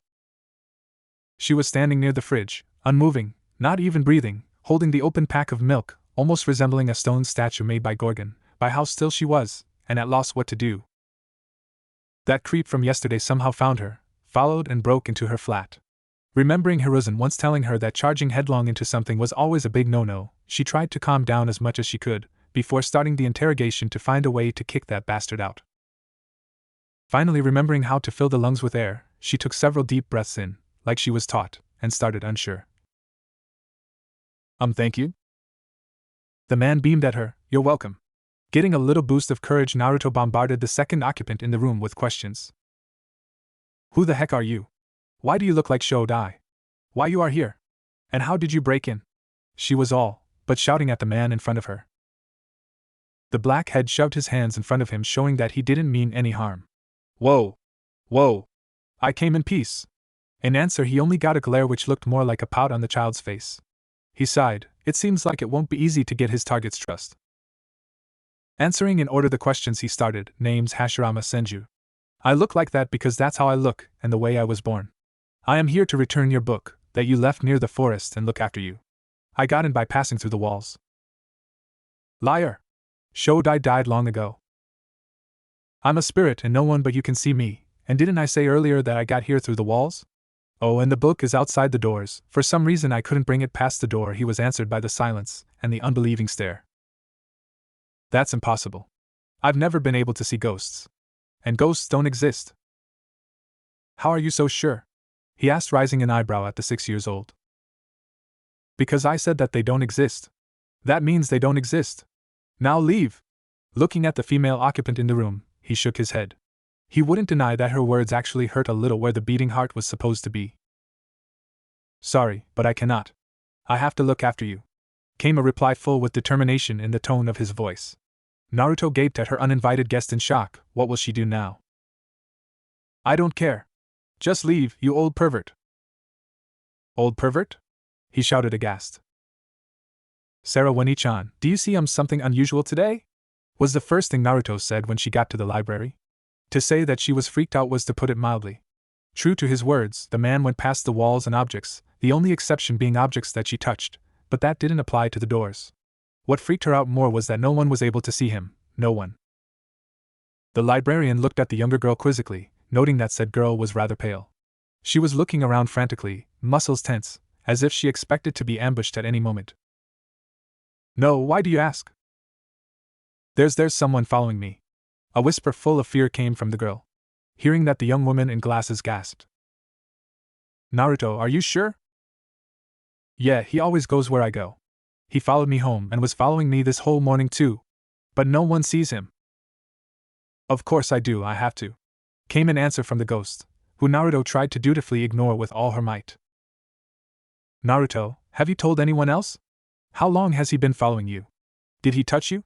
What does he look like? The librarian was worried about her young friend's safety, who she was bombarding with questions right now. But to help her to the best of her abilities, she must know with what they're dealing with right now. No, you're the only one who knows. I met that pervert only yesterday evening. I don't know if he touched me. I was mostly asleep, but he had long hair and dressed in red armor. She would have finished if she hadn't been interrupted by the librarian, who seemed to start emitting fire. What? I'm not a pervert. I had a wife that I loved. Honest. Hashirama yelled at both females in the room. That proved to be futile since the one who could see him denied his existence, and the other one couldn't see nor hear him. I'll show that peeping creep. Naruto, let's go, we are going to pay Hokage-sama a visit. Declaring her intention, she grabbed Naruto's tiny hand and rushed out the building, followed by the complaining former Hokage. Sarutobi pinched the bridge of his nose. He had an awful feeling that something would happen, but didn't expect this of all things. In his office and outside of it was a horde of women, all demanding that he should ban the infamous Toad Sage from public baths, hot springs, and any spa that were in the village. Ladies, please, I think you got it. Hokage-sama. That pervert has been peeping on a little girl, interrupted an enraged woman. Moreover, that he's been spying in hot springs and public baths. came a complaint. "This cannot be tolerated," shouted another. Naruto, even though was being squished by an army of infuriated females in the room, was amazed, but also rather happy. An hour ago, when Sarani dragged her to Hokage's office, they bumped into Ayam, who had finished a delivery order. The young librarian rattled the whole tale of a pervert, which was overheard by some passing women. Following that was the interrogation, more eavesdropping and some more questioning. In less than an hour, half of Konoha's female population stormed the Hokage Tower. People in the village might not have liked Naruto, but women, the younger ones especially, somewhat tolerated her and stood up for the fellow female occasionally, like now. They wouldn't let someone get away at molesting a child, demon brat or not. It was a girl, and girls must be protected. To say that Hashirama was depressed was an underestimation. He has incurred the wrath of female population of his village, was accused of being a creep, a pervert, and to top it all of a child molester. All because of some pervert named Jiraiya, who seemed to be notorious here, they thought him to be. Moreover, his target was ignoring his existence. As old Hokage tried to pacify the angry mob of women, stating that Jiraiya wasn't even in the village, Hashirama sat there, outside the office, an aura surrounding the man in all its gloomy glory, and it didn't seem like it would go away anytime soon. Just like the women screaming demands and swearing vengeance against him, or more specifically the Toad Sage. Achoo! Kaya! Pervert! Get out! Upon being noticed, the white-haired man ran away before the enraged women could get him and pummel him into the ground. It was enough for him getting beaten by Tsunade once. He didn't want to try that again. Achoo! He sneezed again. What the hell? Have I caught a cold? No, probably the ladies are thinking about me as they read my books. He giggled to himself perversely. His giggles were interrupted by another sneeze. Hey Naruto, what are you up to today? Naruto, that's your name, right? Today was the second day of haunting. The ghost was trying to get attention from the only one who could see him, but to no avail. Hashirama had to admit that the girl was really stubborn and knew to never give up. Those were good traits to have for a ninja, but not in a situation like this. The blonde with whisker marks was determined to ignore the spirit that followed her everywhere in hopes that it would leave her alone. Naruto tried praying, both in shrine and at home, but she didn't know even one proper prayer to save her life. And the ghost was still following her. That left her with the only option, which was to ignore the ghost, since asking him to leave proved to be fruitless. Wow! Where does it all go? Asked the odd Kami no Shinobi. The Jinchuriki was eating her 7th bowl of ramen already, and she won't be stopping anytime soon judging from the pace she was eating at. Hashirama honestly pitied the poor man, who will ask Blonde's hand in marriage, his wallet too. A boy or a young man somewhere sneezed. On the 4th day's evening, Hashirama Senju could be found staring at the door of his target's bedroom, a frown marring his face. Earlier this day, like usual, Hashirama was tagging along with the girl, trying to get her attention or at least try to get to know her better. First out of the 2 goals failed since the girl was denying his presence. Second was kind of a success. As they were walking down the busy streets, he noticed how villagers behaved around the child. He was rather confused. As the girl passed by, she got nasty glares from civilians, even some from shinobi. Like that wasn't enough, older women gossiped about the demon child and were silenced by others speaking something about taboo. Those who seemed to act more civilized were the ones of younger generation of the village. They didn't openly show their dislike for the girl, just simply ignored her, but younger girls seemed to like little Naruto. Of course she had friends and people that loved her, but only few, such as the ramen restaurant duo, Hiruzen and the librarian. Strange, I know that at least a few decades have passed since I passed away. The culture and society has probably changed since then, but why avoid the child like it's a plague, moreover call her a demon of all things? No child should be treated like that. As far as I've seen, she's just a normal girl. Sure, she's stubborn, afraid of ghosts, always reading books in her free time, more mature than most her age and grew faster than she should, but she's also kind, sweet, friendly and loving girl to those who are dear to her. When they got back, Naruto rushed to her bedroom and slammed the door shut right in his face. He didn't go and try to comfort her. It was clear she didn't want him anywhere near, especially right now. Senju let out a breath as he heard a sob or a muffled scream, coming from the other side of the door. Something happened in this village, and there's a high chance that she's the scapegoat. By the looks of it, I must find out. The ghost whispered, now determined to find the answers and help the girl. The ghost was starting to get worried. It was the 7th day since he started looking after the girl. Naruto was very pale compared to their first meeting. Instead of being sun-kissed, she was as white as a sheet. He also noticed that her breathing changed, and she started to sweat more. It was obvious that the girl was getting sick. Hashirama mentally cursed himself. He was supposed to be a guardian angel. Yet here he was following his target and terrifying her every day. He was only making it worse. Naruto got ill. There were no words to describe how grateful the legendary shinobi was to the waitress of the ramen stand and the supervisor of the library for taking care of Naruto. It took 3 more days till the young girl started to get better and didn't need constant attention. Ayame and Sarani would have taken care of Naruto, but they already used up their days off.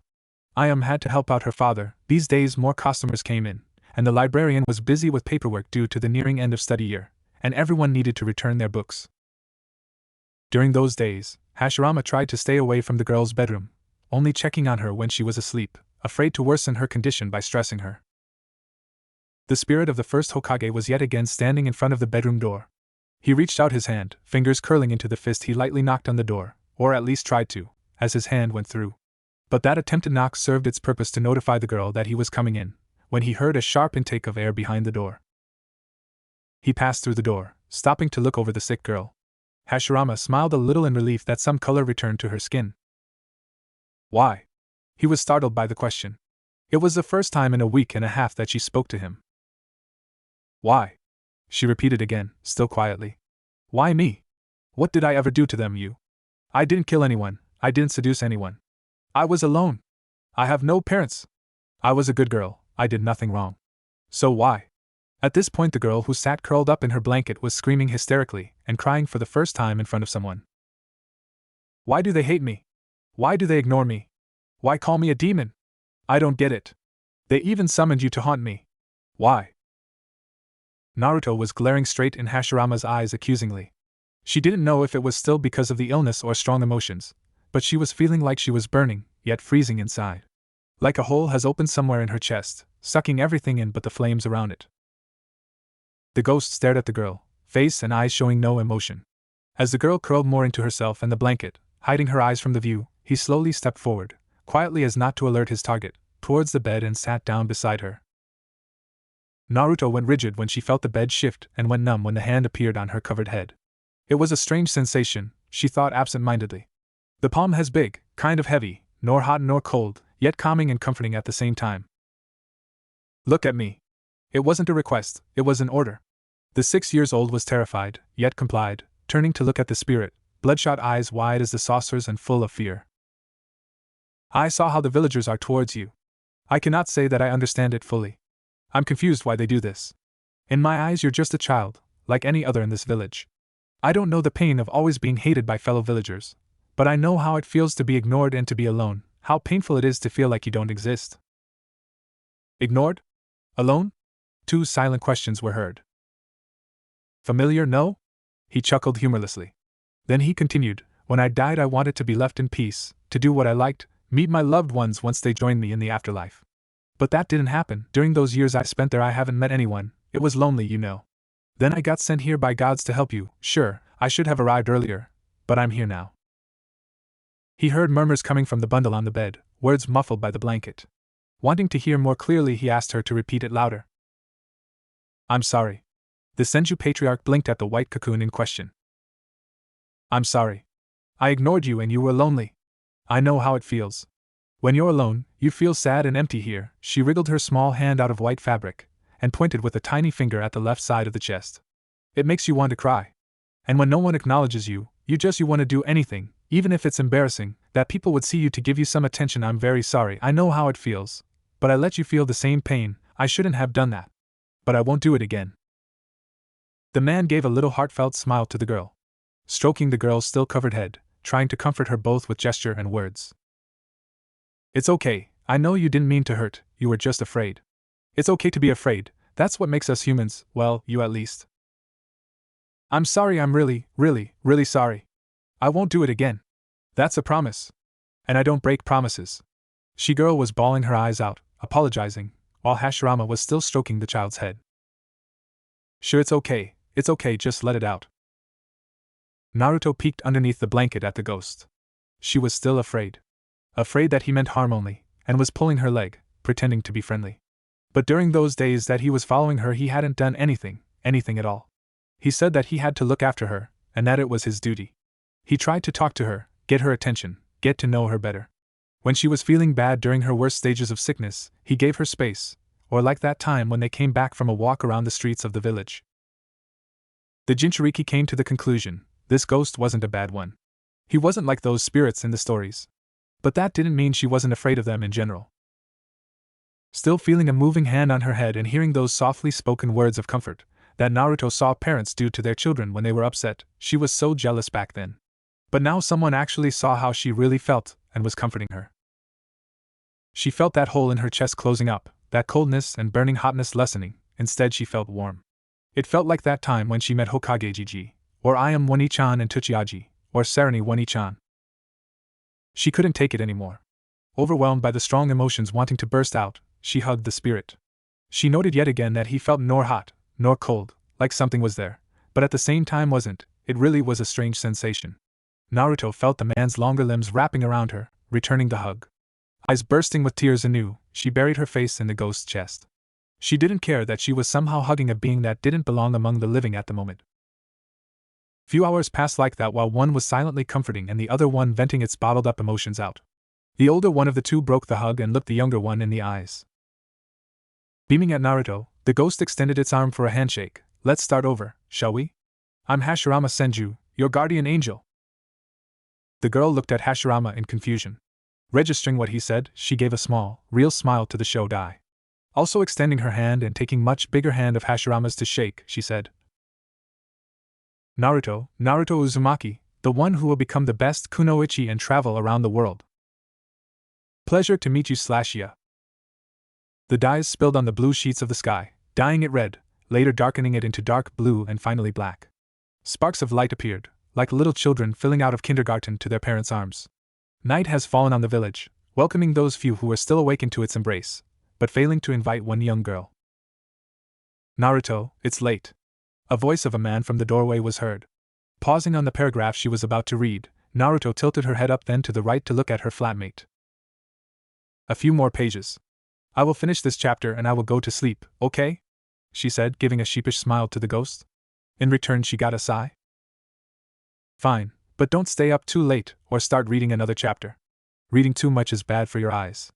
We don't want you wearing glasses, do we? Nope. He shook his head, a small smile adorning his face. Good night then, see you in the morning. Good night, old man. I'm not old. I might have been around 40 when I died, but now I'm in my 20s. I'm young. Yeah.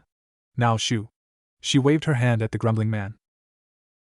When he left, Naruto continued to read the book. Finishing the chapter, she marked the page and put the book on a nightstand. After lying down on her back, wrapping herself in the warm blanket, her mind wandered. It's been already a month since that day that she gave a chance to the spirit haunting her. Back then Naruto thought that it would be weird, she meant, really weird, to live with a ghost. It was a scary thought too. Who the hell does that? But now, after a month in the company of the Shodai, she would have a hard time imagining a day without him following her around. The young Uzumaki came to like the dark-haired man. It was fun to tease him about his hair, age and simply to talk to him. He would curl into a ball and fall into the sea of gloominess, start denying things or just keep a good conversation, depending on the situation at hand. Those moments were both amusing and annoying.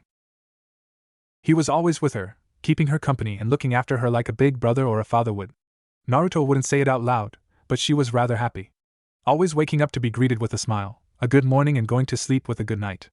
It was still something like from another world to her, something alien. Jinchuriki moved her hand, put the tiny palm on her chest, where the small organ was beating and pumping blood inside.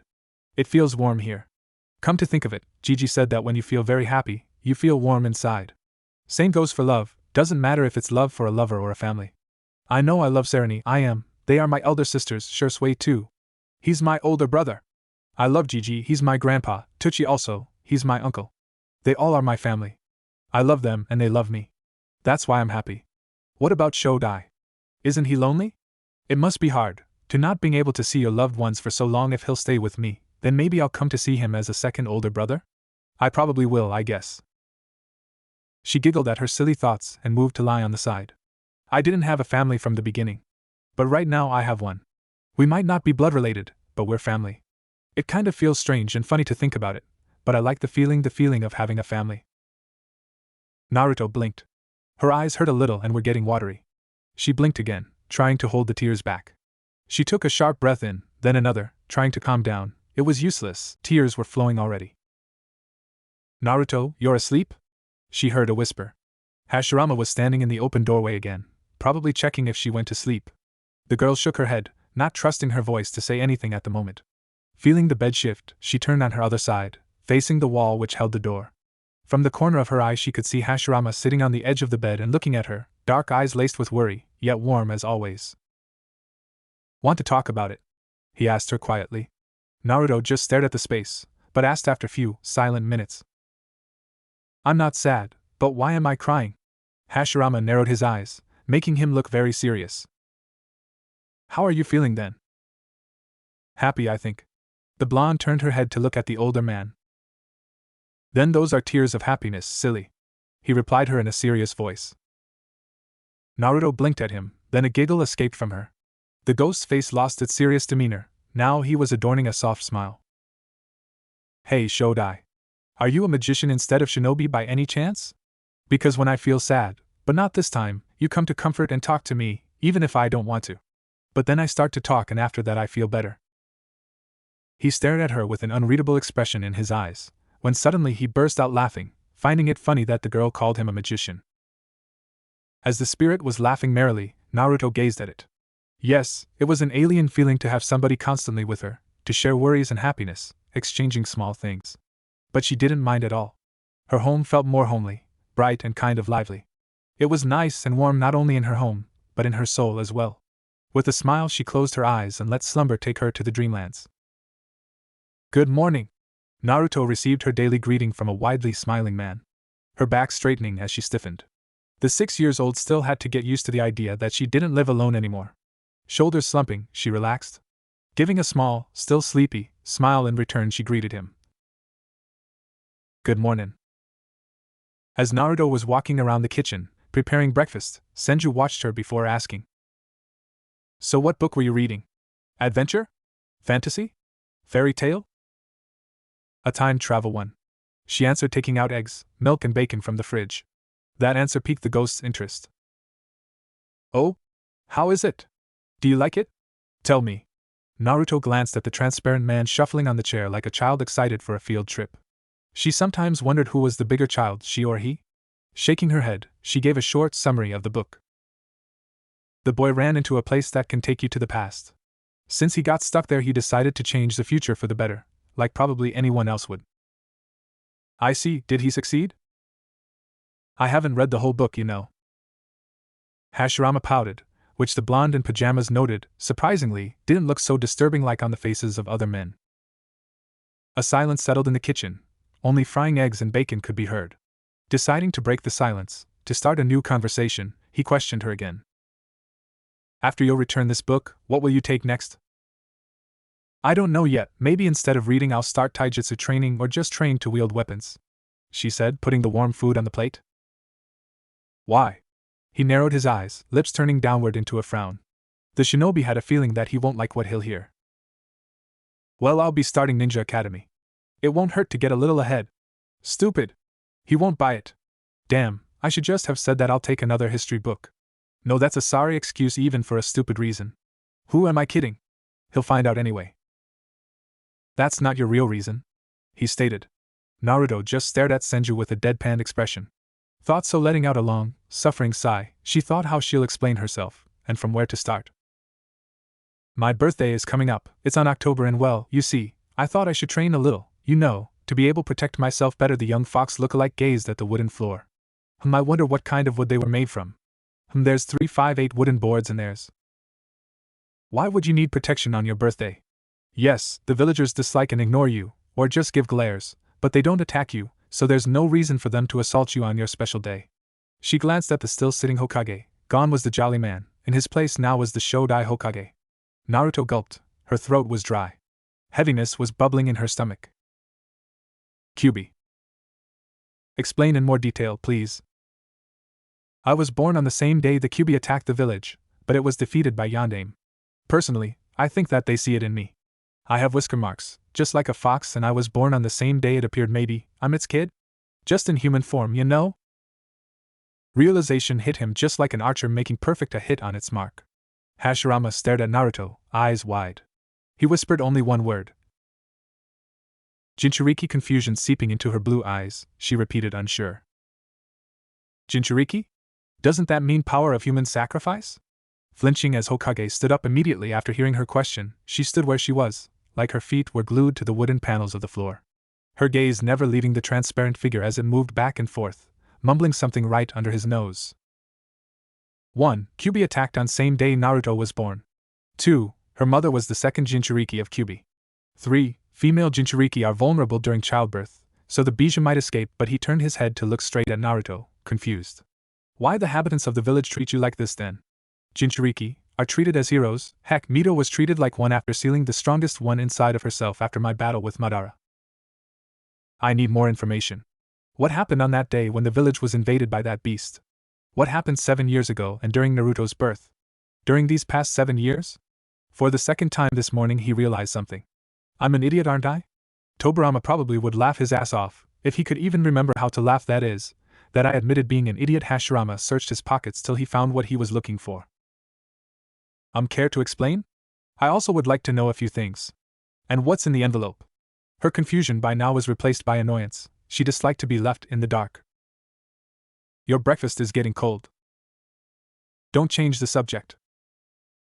Eat it while I'll try to see if I can get more information from this thing. After that, we can see what we have here, he said as he waved the paper folder. Grumbling, the girl went to take the tableware. During the whole meal, Naruto was glaring at Hashirama as he was reading the files that were inside the envelope. Judging by his expressions, it was something worrisome. Him looking back and forth at her and the papers didn't help either. She had finished her breakfast before the Hokage read the papers, so Naruto took the dishes and went to the sink to wash them. She glanced over her shoulder to look at the man. It was strange seeing him in serious mood. It seemed Hokage still had a few files to read, guessing that discussion might be a long one after he's finished. The girl with whiskers had put away the plates and the tableware, and went to make something to drink. So? She asked, already seated at the table, hot beverage already in the mug in front of her. Hashirama breathed out a tired sigh, eyes showing disappointment and something deeper, unreadable. How should I explain this? Naruto narrowed her eyes. This was not Hashirama she knew. Shodai usually was always smiling, happy, acting like everything was alright, yet, in front of her was an apprehensive, uneasy, unsure man, who looked like he didn't know how to break the news. Letting out another breath, the ghost started. You know the Kyuubi attack, right? There's much truth hidden behind it. Like? She urged him to continue. She needed to know it. No, she must know it. She needed to hear the truth. First, you must know what Jinchuriki is. To put it simply, they're humans that have a bijou, such as Kyuubi for example, sealed in them. Wait, then he held a hand in front of her to silence her. Let me finish first, please, and it's bad manners for a young lady, such as yourself, to interrupt when someone hasn't finished speaking. The girl pouted, but kept quiet so he could continue. Imagine that you're a metal box that's used to take ramen delivery. Ramen that is inside that box is Kyuubi. So far there were 4 Jinchuriki to house Kyuubi. The first being my late wife Mito Uzumaki, the second was your mother Kushina Uzumaki, and of course the third being you, together with your father. And mother and father? Naruto asked in a shaky voice. She was trembling, all her emotions were in turmoil, the beast sealed in her guts forgotten at the moment. She will finally get to know something about her parents.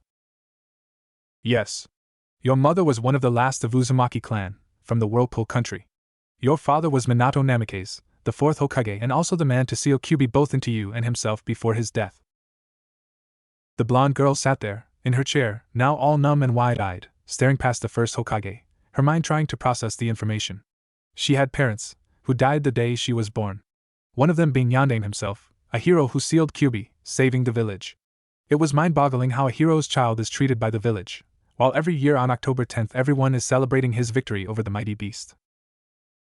The whole time that the room was silent, Hashirama looked at Naruto worriedly. He, himself, didn't expect this kind of information when he was reading. The silence was broken when the younger occupant in the room started speaking, her voice squeaky. Did they hate me?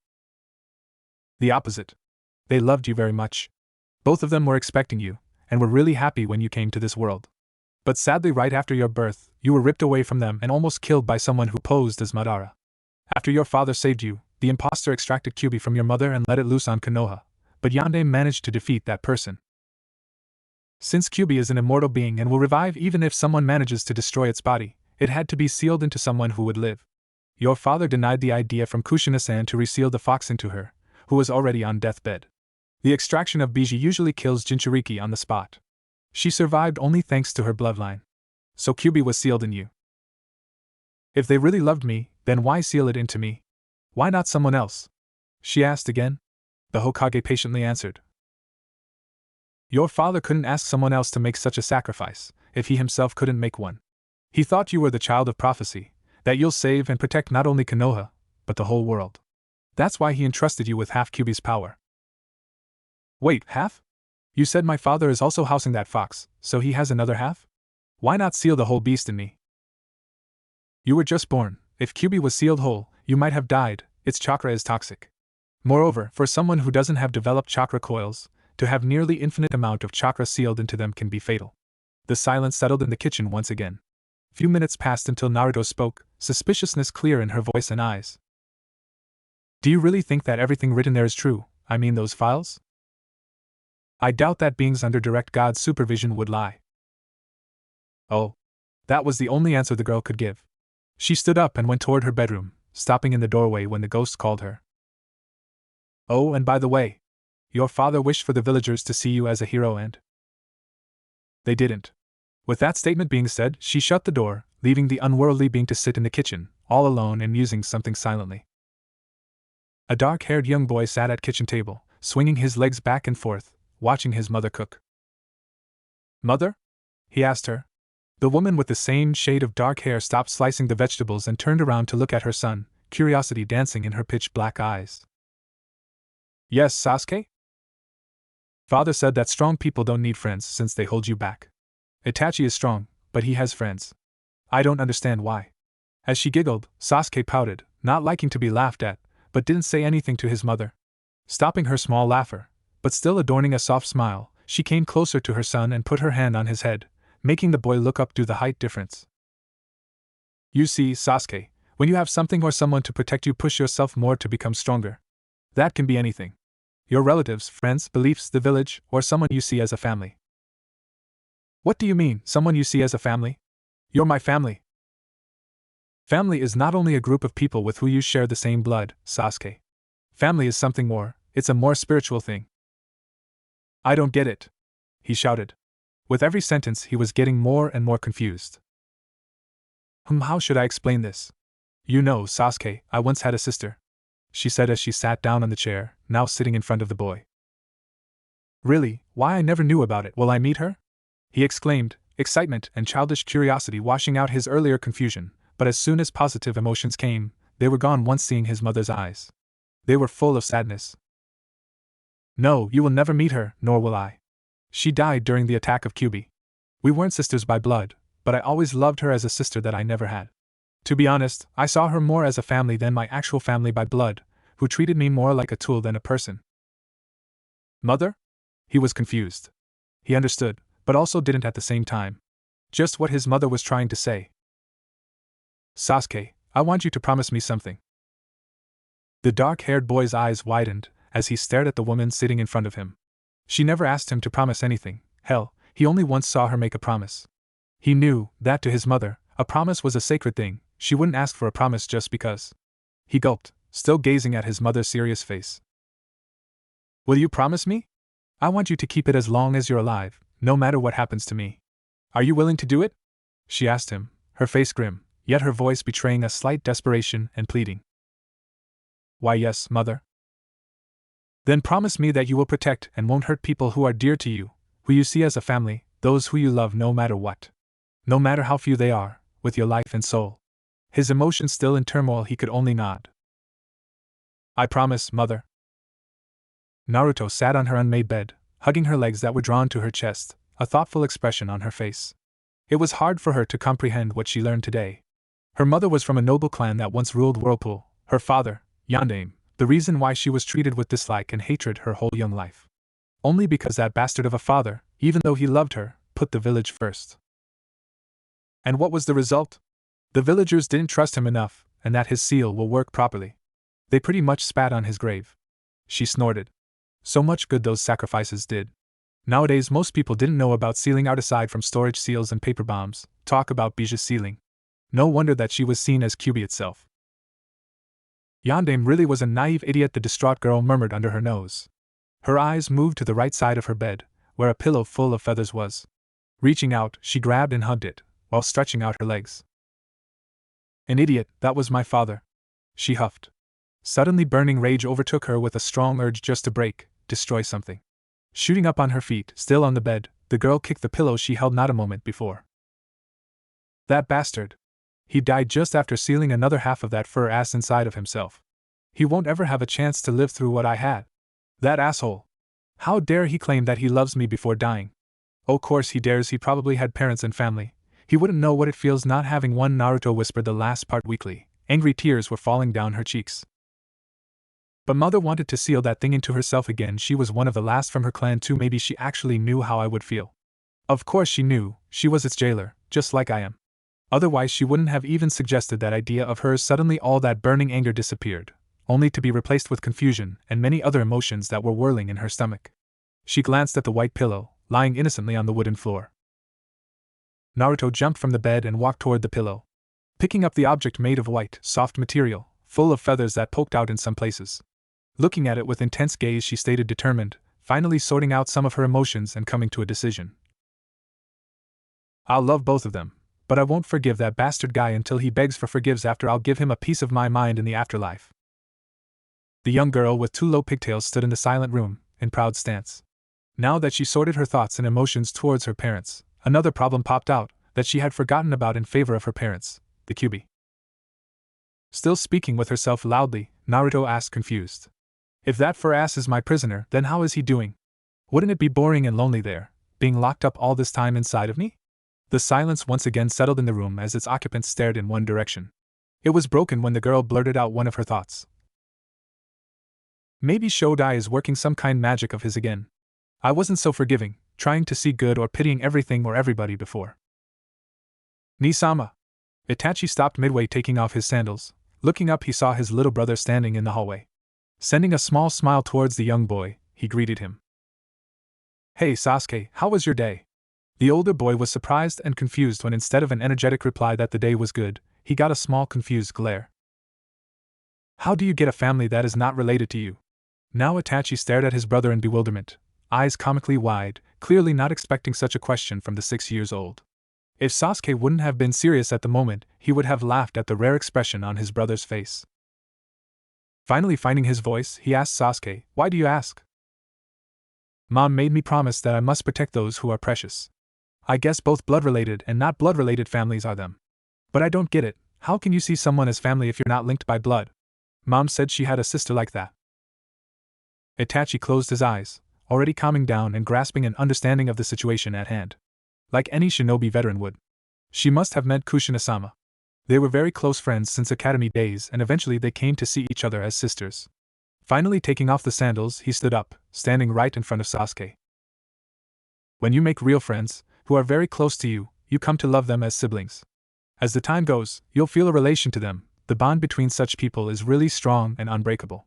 You'll understand it more when you'll be older.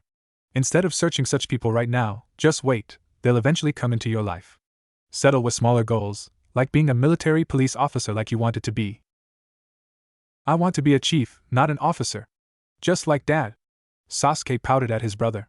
He hadn't fully understood the whole meaning of having someone as close as another sibling, but at least he knew more about what his mom was talking about. His train of thought was interrupted when Itachi chuckled. Your job is still to protect everyone in Konoha, little brother. I know that. So train with me. Then I'll know how to protect them. Boys, dinner is ready. They heard their mother's voice. Itachi, glad for a slight distraction, moved to poke Sasuke's forehead. Sorry, Sasuke, I'll train with you next time. How about I'll take you to the park tomorrow? Naruto, what are you doing? Hashirama asked as Naruto threw another object from the closet, which flew straight at him and missed as he sidestepped. Searching for kunai I once found at the training grounds. Came a muffled voice from the closet. The man lost his happy demeanor, now standing still in the room, frowning. You don't plan to go fighting or train to go to the battlefield sooner, I hope. If that was the case, he would do anything in his powers, that he currently had, to stop the girl. No way will he let her go to her death. He doesn't want to see any more corpses of children, nor them fighting to survive. When he started building this village together with Madara, he swore that children will have a chance to grow up, become adults, to experience many things, to see the world that wasn't tainted with blood and wars, instead of dying in battle so young. I need to train. I'm old enough to enter Ninja Academy, so I'm old enough to start training. Moreover, my birthday is coming up, did you forget? Villagers get violent that day. Don't worry, I won't try to kill any of them, most of those idiots don't even deserve that. I just want to be able to protect myself a bit, you know. That didn't reassure Hashirama at all. Kunai are dangerous weapons no matter by who they are wielded, by trained shinobi or drunken civilian. Even though he was disappointed in the villagers for not even trying to get to know more about Naruto or Kyuubi's sealing circumstances, he didn't want them or Naruto hurt. But the girl had a point. She needed to protect herself. Moreover, that news about her status will sooner or later get out of the village's borders and she'll be a walking target. It seems I have no choice. This was probably one of the reasons why I must have been sent here, he said aloud. What did you say, old man? Naruto asked, poking her head out of the closet. Look for those kunai. I'll teach you how to use them. And I'm not old. Are you serious? The blonde screamed, not believing what she just heard. Yes, I am. He let out a defeated sigh. No way, that's fucking fantastic, Databeo. She exclaimed happily. With renewed vigor she dove into the closet to look for a box full of weapons. Language, young lady? Where did you even learn that curse word? Hashirama would never admit that he screamed like a banshee that day, when Naruto would bring it up in the future. Naruto walked down the road, with lips pulled down into a frown, Hashirama tagging along, not looking bothered in the slightest. She wasn't able to find those kunai, and there were none at the training grounds. She would have gone to the training ground 44, also known as the Forest of Death. Its looks and sounds coming from it didn't scare her at all. Humans were more frightening than any kind of monstrosity that might be there. Alas, Hashirama awoke in his mother hen's side and talked her out of it. That left her with the only choice, to buy them. Hence her dissatisfaction and bad mood. They cost money. Her musings were cut short when she heard a laugher. It was childish, but not that happy and innocent childish laugher. It was more sinister, mocking even. She stopped in the middle of the road and turned her head to the source of the sound. It was the same park that she came a few times when she still foolishly believed that she could befriend someone her age. Shaking her head to get those negative thoughts out of her head, she focused on what was happening on the playground. There was a group of 3 children, who looked a few years older than her. They were surrounding 2 children around her age. The one who sat on the ground, all beaten up and dirty, looked to be a tomboyish pink-haired girl with short, straight hair that reached her shoulders, and a big forehead. The second one, who looked to be protecting the pinky, was a dark-haired boy with a duck-butt hairstyle and dark eyes. She didn't even need to look at his shirt to know that he was an Uchiha. She has seen them often, patrolling around the village. It was hard to not recognize them. The boy was outnumbered, and will be hurt badly by bullies if someone won't interfere. She glanced at Hashirama, who glared at the bullies, clearly not liking what he was seeing. Naruto let out a sigh, getting the transparent being's attention. I'll go help that Uchiha. That way it'll be like repaying a debt to that kind Uchiha lady, who once protected me. Her name was Mikoto, I believe. She said quietly, so only Hashirama could hear. And one more thing, Naruto started. The former Kage got a bad feeling. He didn't like that scary demonic grin appearing on her face. Suddenly he was feeling really sorry for anybody who would be Naruto's target. It seemed the girl was plotting something. I just created a taijutsu move. She widened her stance, leaned forward a little and drew her arms behind her. Naruto, I don't think that it's head but no jutsu. Today, just like Itachi promised, he took Sasuke to the park. They were about to go to the swings, but Shursui popped out of nowhere, asking to speak with Itachi alone. By the looks of it, it seemed serious. After excusing himself and saying that he'll come back shortly, Sasuke was left alone in the park. He looked around, not recognizing anyone. He just went towards the swings. The swings moved back and forth, taking him higher into the air. He let a small childish smile grace his features. While he went up, he looked around the playground, until he saw what made him stop and his mood sour again. There was a circle made of 3 boys, all around 9 or 10. In the middle was a girl, who just got punched in the stomach by one of the boys. He also heard such insults as big forehead, girlish, and others that were getting more and more disturbing. Hopping down from the swing, Sasuke once again looked around, this time searching for any adults. He remembered his mother telling him that if he sees bullying, he must immediately find an adult and tell him about it. But there were none around. Sasuke was starting to get frustrated. To hell with it. He will go and help that girl. This might as well be his first step towards his dream of becoming the chef of Uchiha Military Police Force. With the goal in mind, he ran towards the group as a boy was about to kick the pink-haired girl. As he rushed into the circle and stood in front of the bullying victim, taking a kick to his left leg, mentally cheering in success that at least he prevented one kick from reaching the beaten-up girl. Oh? Who do we have here? A Prince Charming coming to rescue his ugly princess, one of the bullies said, which got a laugher from the other two. Sasuke grit his teeth. Stupid! He didn't even think when he rushed in, only now realizing that he might, for the first time, get a good beating. Head but no jutsu. That is until one boy from the group flew forwards, landing on his face with a loud crunch. He probably had a broken nose now. As all were staring at the culprit, who was the blonde girl, Sasuke took his chance to kick the downed enemy hard. He had no sympathy for bad people. It seemed that this tormentor won't be standing up some time. He returned to his previous place, now standing beside the grinning odd-looking girl. One down, 2 more to go, Naruto said. You will pay for that, you runts. Before both boys could move to attack their smaller targets, the blonde girl shot forwards and kicked a boy to the left between the legs, shouting, "Balls kick no jutsu." 2 down. She cheered with a grin on her face. It turned into a maniacal one as she rose her leg and stomped in the same place where she kicked the boy just a moment ago again.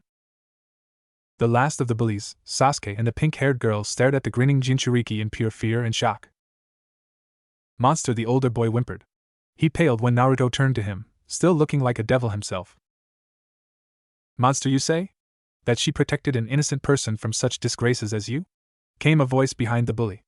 As all turned to look who was speaking, the boy paled even more, seeing 2 older Uchihas, both of them wearing Konoha headbands. All the bullies let out a scream and ran as if a horde of devils themselves were chasing after them, crawling and running as fast as they could manage.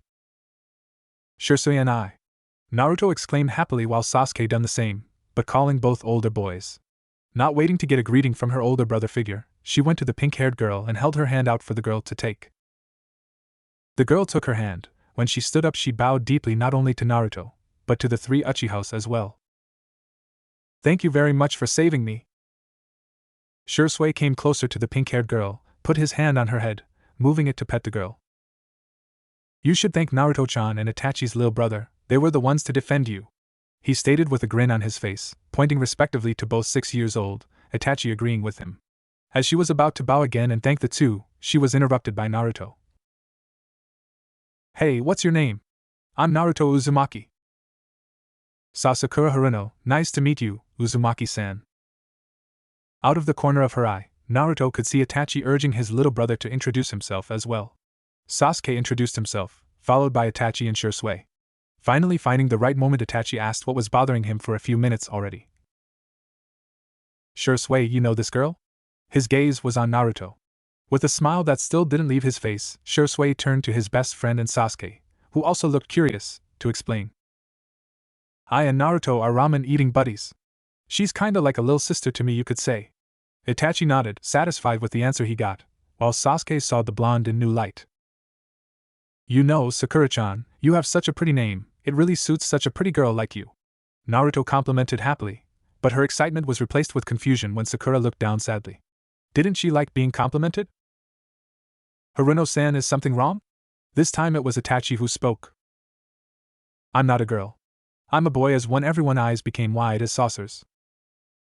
Silence fell down on the now empty playground, aside from the group of 2 children and 2 A and BU, who were staring at now revealed pink-haired boy. After a few minutes passed, Itachi tried to break the ice. Uzumaki-san, Sasuke, how about we go somewhere to eat, to celebrate your brave actions today? Haruno-san, you as well are invited to join us. Naruto grabbed the pink-haired boy's hand in vice grip while shouting that they should go to Ichiraku Ramen, Shisui also shouting in agreement. Since Sasuke never tried ramen in restaurants, he also said that he wanted to go there, so they moved towards the small restaurant. As they were walking, Naruto was in the lead together with Sasuke and Sakura. Leading the way, she chatted with the two, while the eldest 2 of the group were walking closely behind them. Hey Itachi, Shisui whispered to his younger friend. Yes? The boy with stress lines near his eyes returned, equally quiet. You're treating everyone, aren't you? He got an affirmative nod from the preteen. Prepare yourself, your wallet and any savings you have on yourself. Why? The prodigy asked, confused, which was rare. You'll see, came a crippling answer from the Shunshin expert. Itachi stared wide-eyed at the tower of bows that was still rising. Shursui was laughing his ass off with Sasuke and Sakura also snickering at his face, yet not hearing laughter of another being. Never in his short life, he dared to even think that he'll want to cry. The young genius wasn't a religious person, but that didn't prevent him from praying to any god or deity he knew or heard of, asking for the whiskered girl to just stop eating. God, just what did I get myself into? A squad of 4 ANBU operatives stood still in front of the old Hokage, awaiting their orders. Most of them had a day off, but were summoned by the Hokage himself for this mission, of utmost importance by the looks of it. They were the best of ANBU after all. Hiruzen's eyes leveled on every operative in front of him. After a moment of silence, he took out the pipe out of his mouth to speak. My apologies for summoning you on your day off, but I have a task that must be taken care of. You're the only ones that I can fully trust to do it. Putting back the pipe in his mouth, he took in another breath of smoke, after which he continued speaking. During these past 6 months, Naruto Uzumaki changed, in a good way, but the reason for that is unknown.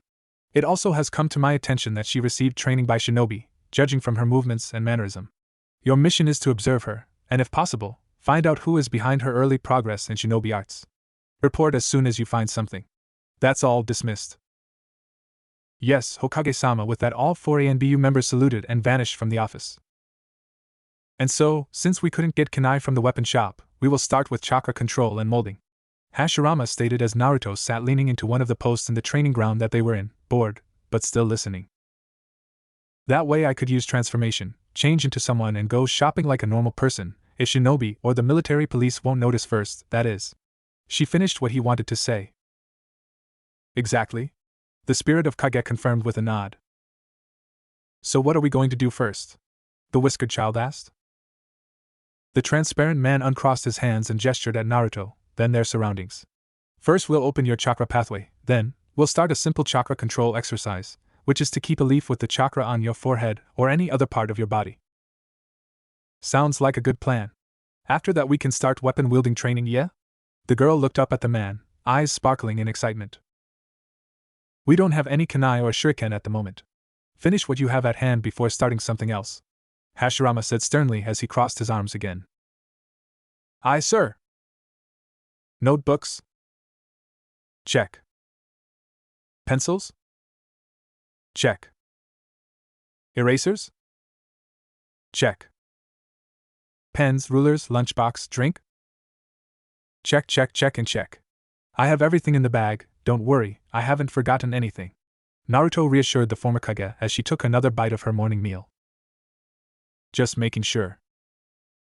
Oh yeah, since I'll probably spend most of the day at school, you don't have to come, you'll be bored to second death, I bet. There are a lot of people in the Ninja Academy ceremony, Naruto noted. Mothers and fathers were holding their children's hands and guiding them through the crowd. Instructors took their places in the teacher's area, documents in their hands with lists of students in their classes. As Naruto walked through the crowd, she felt more and more anxious and overwhelmed. Everyone came with their parents, while she was all alone. She shook her head, trying not to think about it. Today was the celebration of a new academy year and a first day for her. She should be more excited about it, not depressed. But still, maybe she should have allowed Hashirama to come with her, at least to the opening ceremony. Naruto. Hearing her name, she turned to the direction from where she was called from. The girl with low ponytails smiled when she found Sarani and Shursui waving at her. Coming closer to the pair, she saw that Sasuke was here as well with his whole family. Ah, Naru!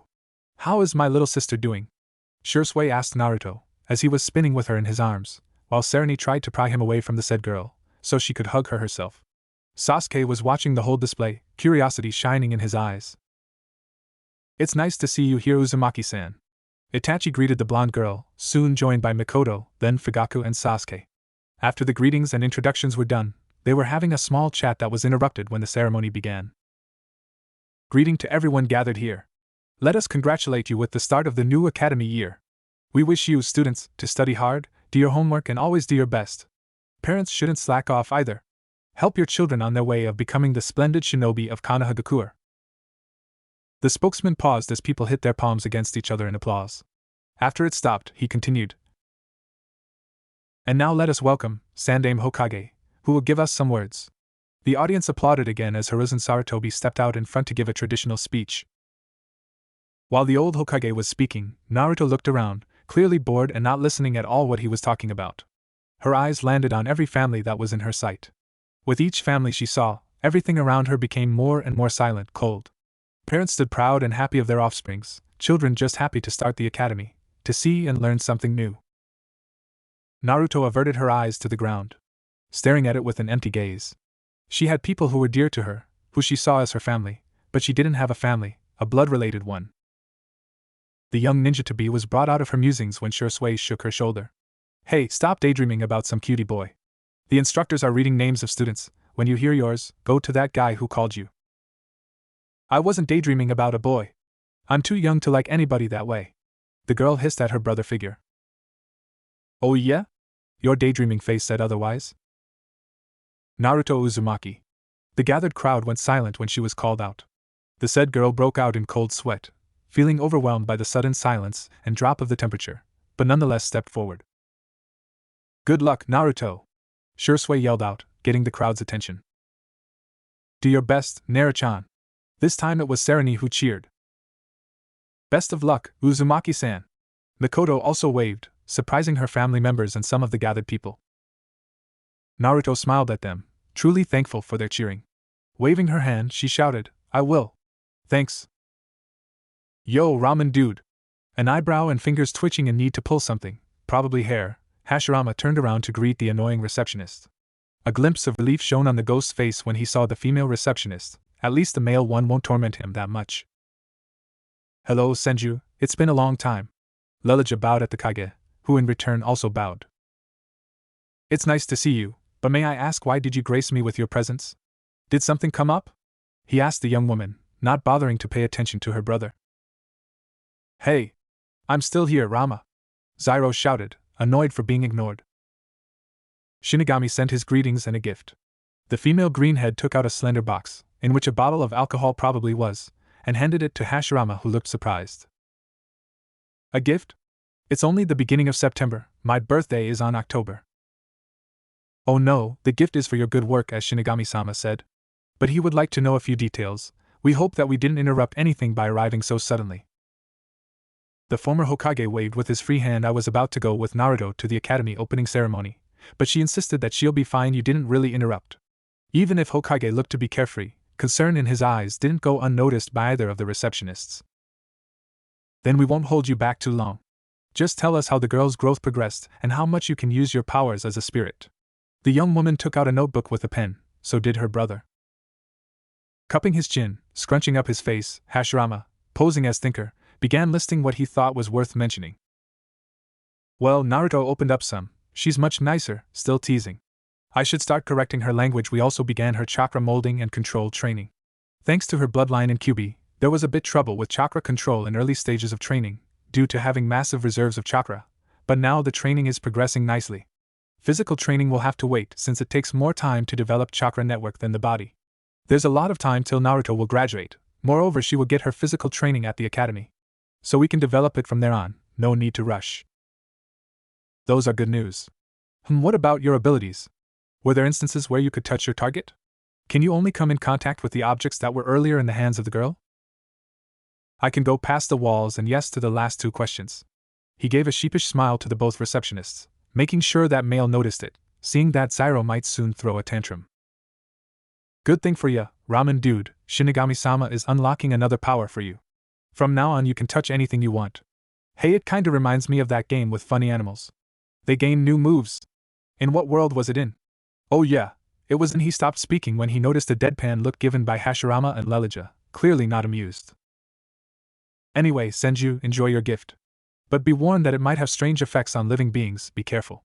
With another bow, into which Zyro was also forced, they left quickly just as they came. The spirit of great shinobi glanced at the box that was in his hand. Walking towards the table, he put the gift down. Carefully he opened the box, glad that now he could touch any object by himself. Inside was a white sake bottle, heavy too. Taking it out, Hashirama read the label. Heavenly Ghost Toad?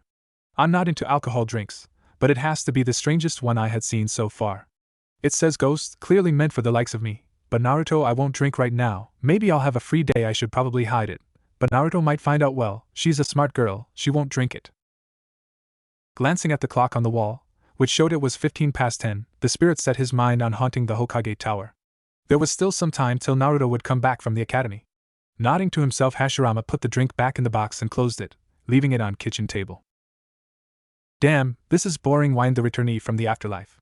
He went to haunt the Hokage tower, however soon came to see that it was dull here, especially when Sandane was out and attending the academy opening ceremony.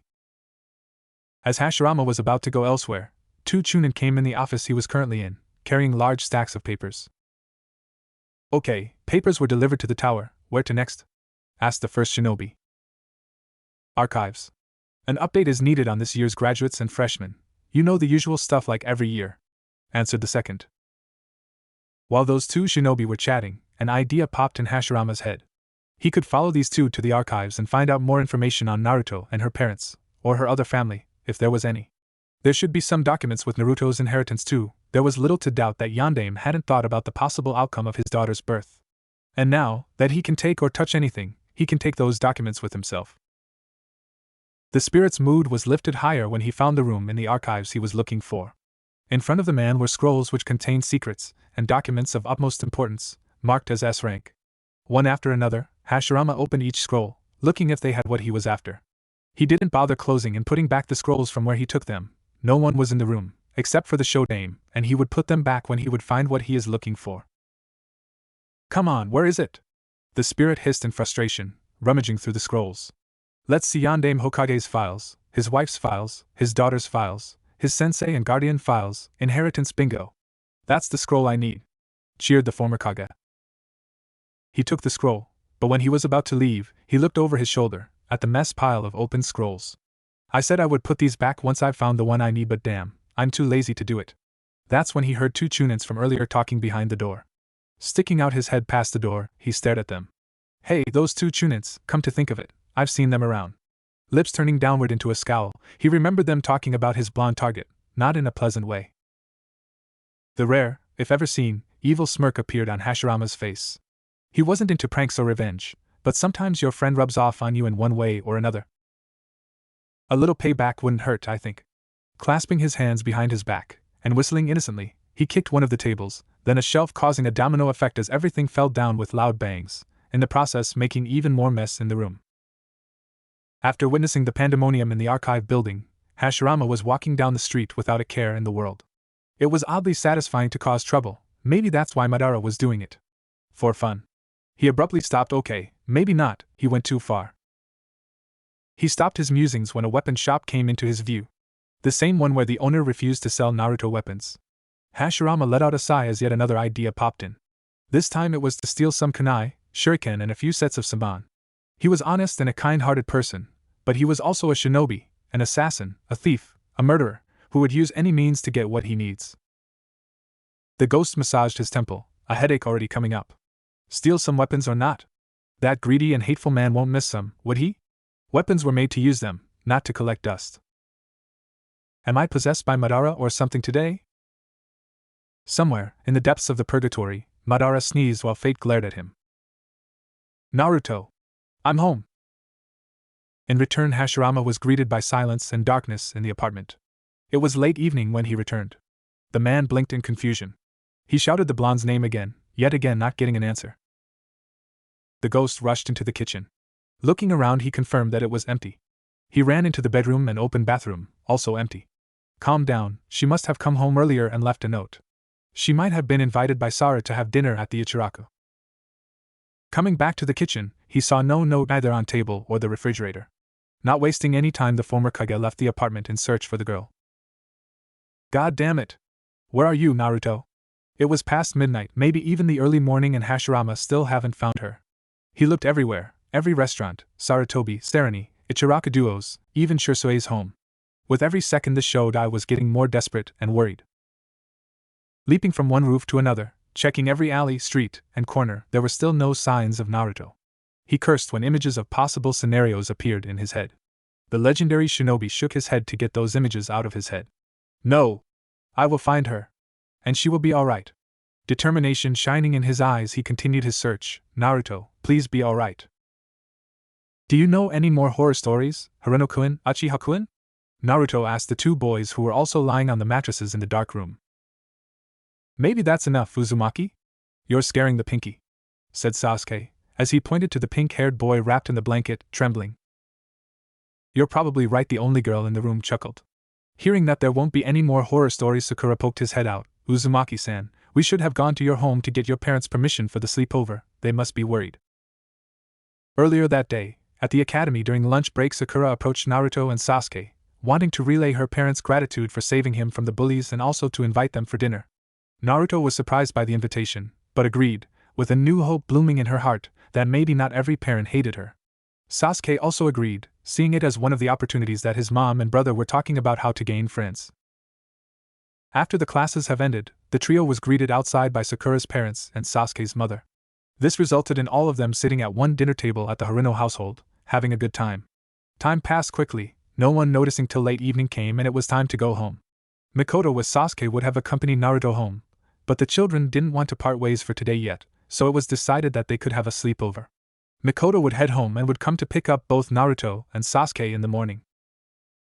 I don't have parents, but maybe I should have left a note for him. The silence overtook the dark room, the only light was coming from the street lamps through the window, illuminating the room slightly. I'm sorry, came a whisper from Sasuke and Sakura at the same time. Even though there was almost nothing to see but darkness, Naruto blinked. Sorry for what? She asked in a whisper.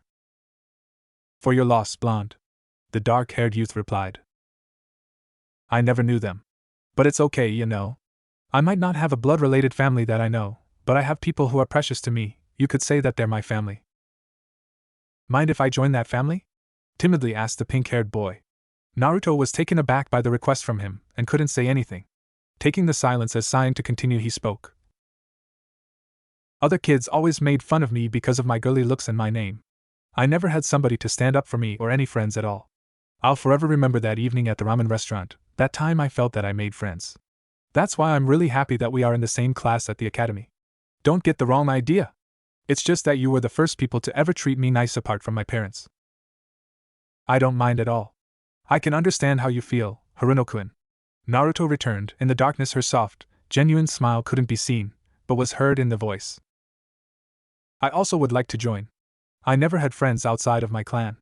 My father always pays attention to Itachi, always praises him and his prowess as a genius, so he rarely, if ever, looks at me.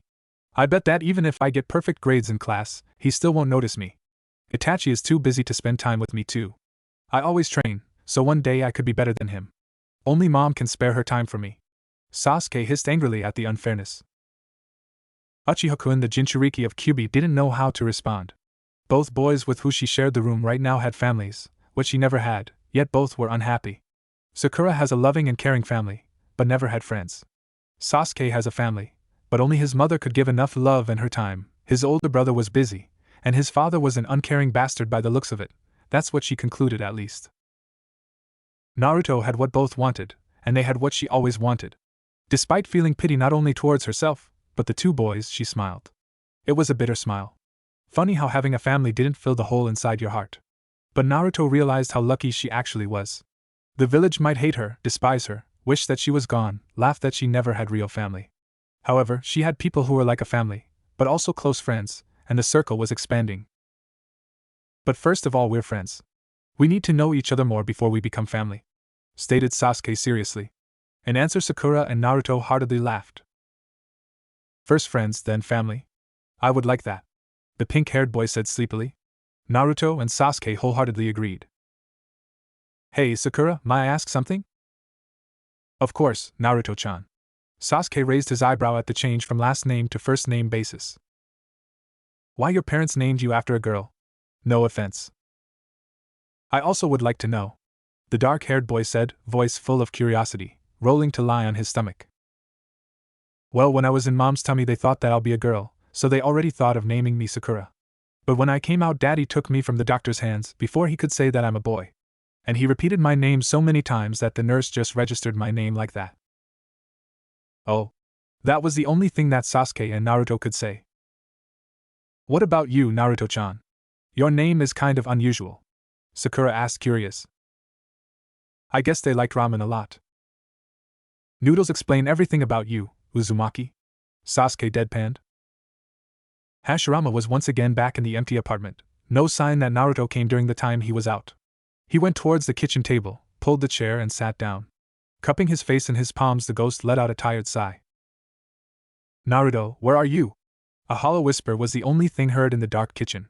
He combed through the village, even outside the village, and still couldn't find the girl. A humorless chuckle escaped from him. I really got attached to her, didn't I?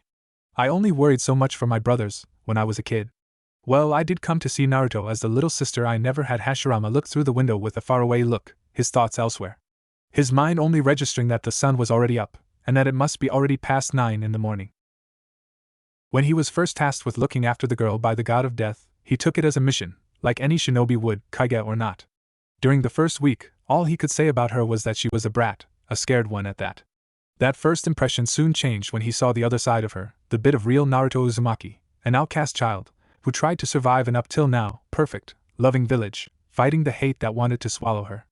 After that, Naruto started opening up little by little. It turned out that she was actually rude, but a sweet child. And to be honest, she grew on him. Shodai shot out of his seat and rushed to the door when he heard it being unlocked. When he saw Naruto enter and close it, he felt great relief. She was totally fine, even better than he expected. The girl seemed to be radiating happiness. Then he felt true burning anger, which he hadn't felt in a very long time. Where have you been? Naruto was startled when Hashirama shouted at her. Do you even know how worried I was? Grabbing her shoulder as he continued to shout and rant, the whiskered girl was staring at him wide-eyed the whole time, frightened by his sudden eruption of rage. Only when Hashirama saw the girl's eyes tearing up did he stop shouting, realizing that he was scaring her. I am sorry, Naruto. He apologized and, still in desperation, hugged the blonde. Sorry, it's just that I was worried, no, scared what something may happen to you. I was afraid. Naruto just stood still in the embrace, silent.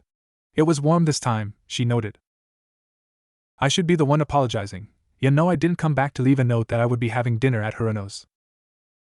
In return, Hashirama hadn't said anything.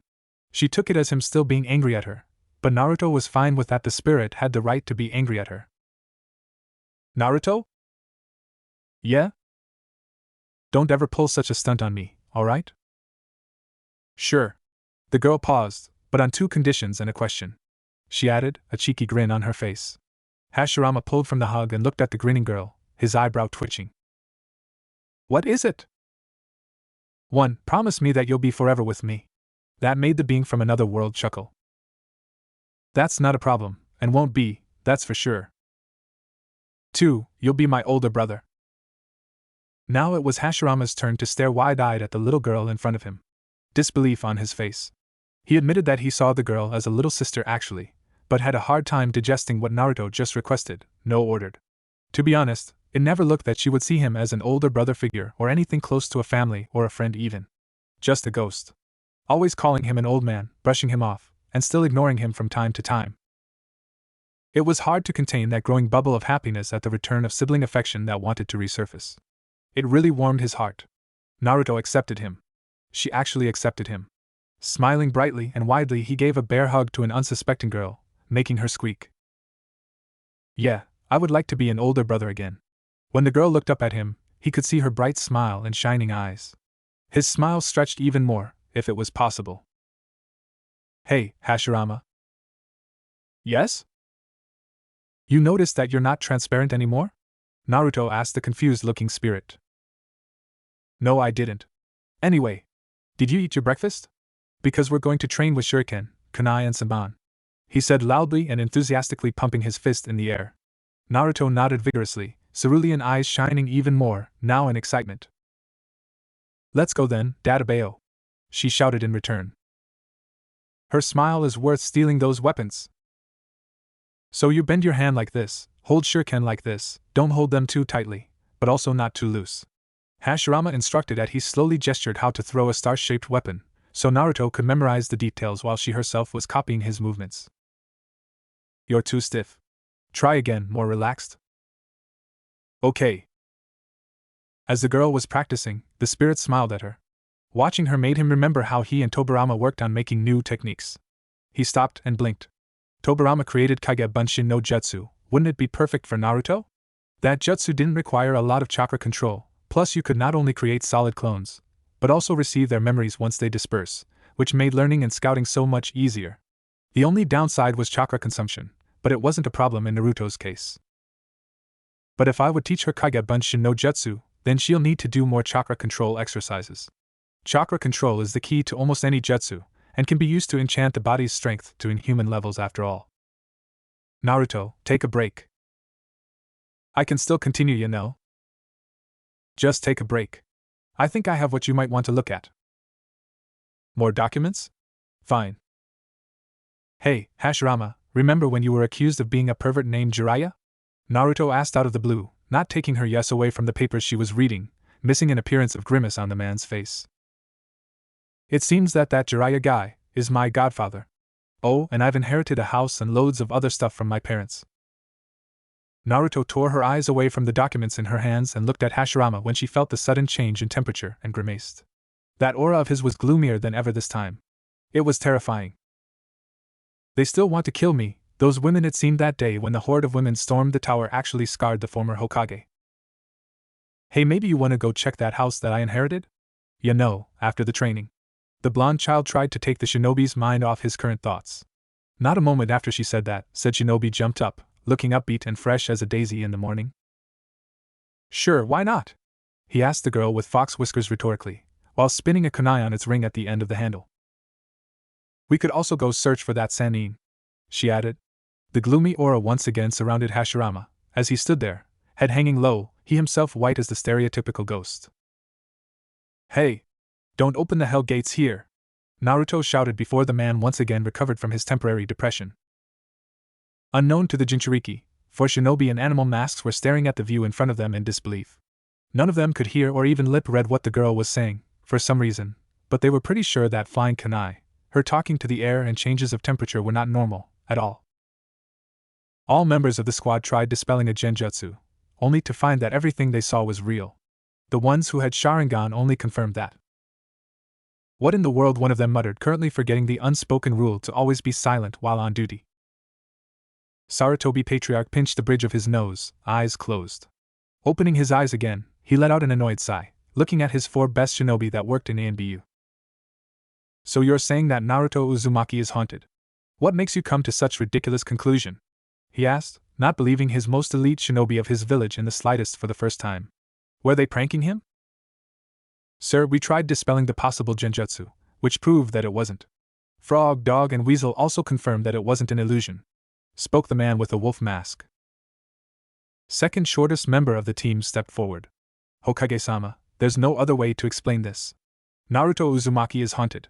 Objects such as kunai and scrolls don't fly in the air and appear by themselves. Sudden temperature changes around the target only points to this anomaly. Sarutobi didn't bother to conceal the look on his face, like he was looking at a bunch of idiots, clearly not believing. He let out another sigh. You all have a week off duty. Dismissed. All 4 saluted and left in Shunshin. Ha! I never would have even thought that most elite of ANBU would say that a ghost was at fault. Those things don't even exist. The old Hokage turned to his left to look at the white-haired man who snorted. Welcome back, Jiraiya-kun. You returned earlier than expected. He greeted the now identified Toad Sage. Of course I do. Women in this village are the best, shouted the sage, a perverted grin already on his face. Oh? That's a pity. You were banned from any beauty salons, spas, and hot springs. There are even patrols erected around all these establishments. You see, thanks to your reputation and gossip about your goddaughter, the female population of the village almost caused a riot. It truly was a sight to see, amazing but horrifying. Thankfully it was solved, and your reputation wasn't tarnished so much. You may be known as the pervert, but at least you're not a pedophile. Be grateful. As Hokage spoke, with each word his smirk widening, while Jiraiya's grin slipped down his paling face. For once he could have fun teasing his student. What the gossip was about. A long-haired man in red stalking Naruto wherever she went. But no one found the stalker. The Sannin didn't say anything, but Hiruzen could clearly see that he was infuriated. After a pause, Jiraiya spoke, his voice low, full of anger. If any bastard dares to lay a finger on Naruto Minato's daughter, My goddaughter. He never got to finish his threat as office's doors slammed open, revealing the girl they were talking about. Gigi. I want to ask you something. Jiraiya stared at the girl who ran up to old Hokage and began to rant about something, bewildered. She sure grew up. Definitely her father's daughter. Naruto is practically Minato's female counterpart. Damn, I should get a staff or a good stick, soon boys will throw themselves at her. Yep, she will be a looker alright. Though, she looks like mini Tsunade with that hairstyle.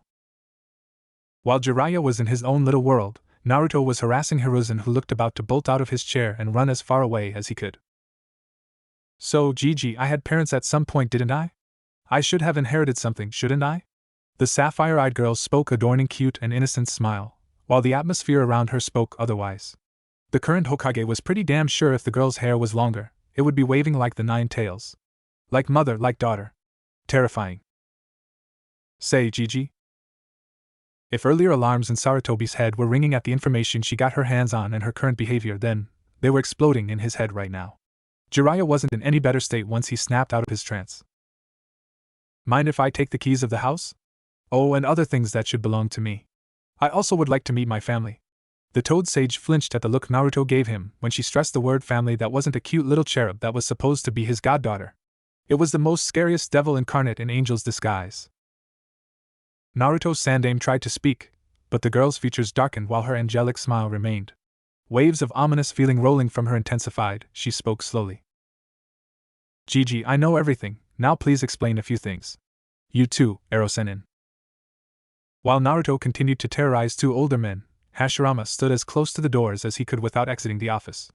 I shouldn't have given her that scroll, ha. It's still hard to imagine what kind of a man would not only be able to always pay for Naruto's meals, but also withstand this. Poor bastard, I bet that crazy Madara would be proud of her if he would have seen this, even if he doesn't know her.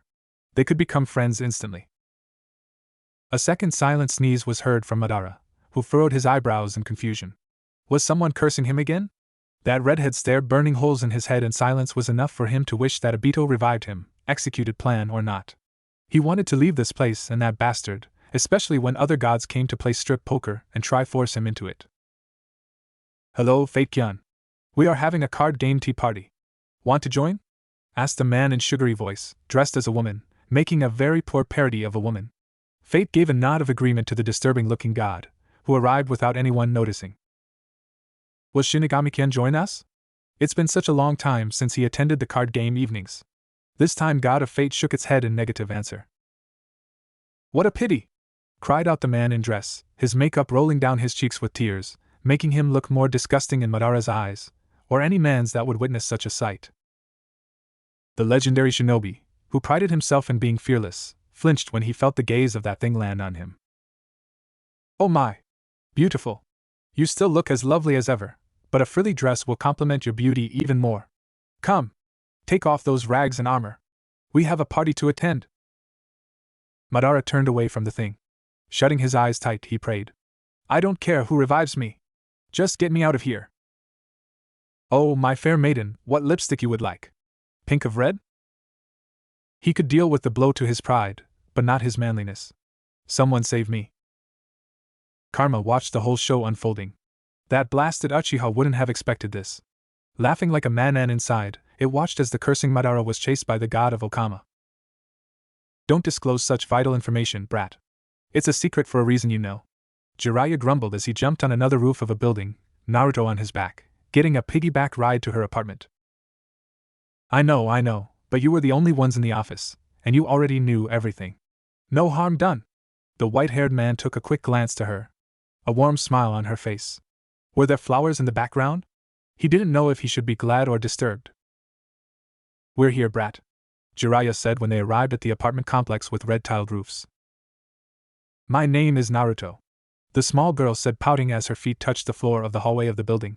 Feeling a hand on her shoulder, she tilted her head up to see Hashirama shaking his head with a knowing look on his face. It's useless to correct a person so many times, trust me, I know. Naruto gave the former Kage a small nod, showing that she heard him. The whole exchange didn't go unnoticed by the Sannin, who watched the girl like a hawk. Unlocking the doors of her home, she turned her head to look at the living man behind her. Wanna come for tea or something? She offered the sage. If you don't mind. Taking every detail of the apartment that had a homely feeling to it, Jiraiya had to admit it was a really well-kept home. Right now, he was sitting in the kitchen as Naruto was preparing tea for both of them. Now his gaze was solely on the girl. To be honest, he was afraid of meeting her this soon, and that wasn't because of her earlier show at the Hokage Tower, mind you. Wounds in his heart left after Kyuubi's attack almost 7 years ago were still fresh. And the spy network couldn't keep maintaining itself. He wasn't ready to meet face-to-face with her. It hurt to see both Kushina and Minato in one person. But he did promise himself, Sarutobi and Minato, that he would take Naruto as his apprentice when she was older. Of course he wanted to include their first meeting in that time as well. Letting out a tired sigh out of his mouth, Jiraiya shook his head slightly. What is done, it's too late to do anything about it. The girl knew everything, and wasn't stupid, might as well say and be done with it. Naruto set 2 cups on the table, one for herself, other for her godfather, and sat down. Before she could think of anything to say to him, the man with long white hair spoke first. As you know, I'm your godfather. He got a nod from the blonde. Reaching inside his kimono shirt, he pulled out a plain-looking book. The Tale of the Utterly Gutsy Shinobi?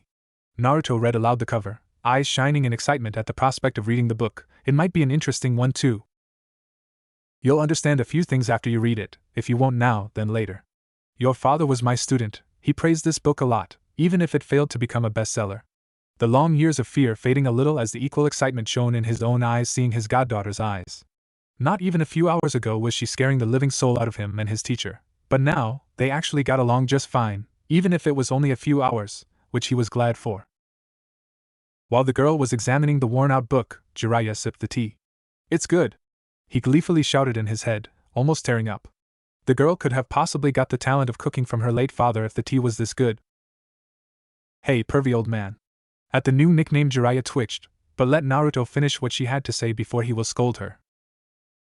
I got the keys of my parents' home, but if I want to move in, I'll need help.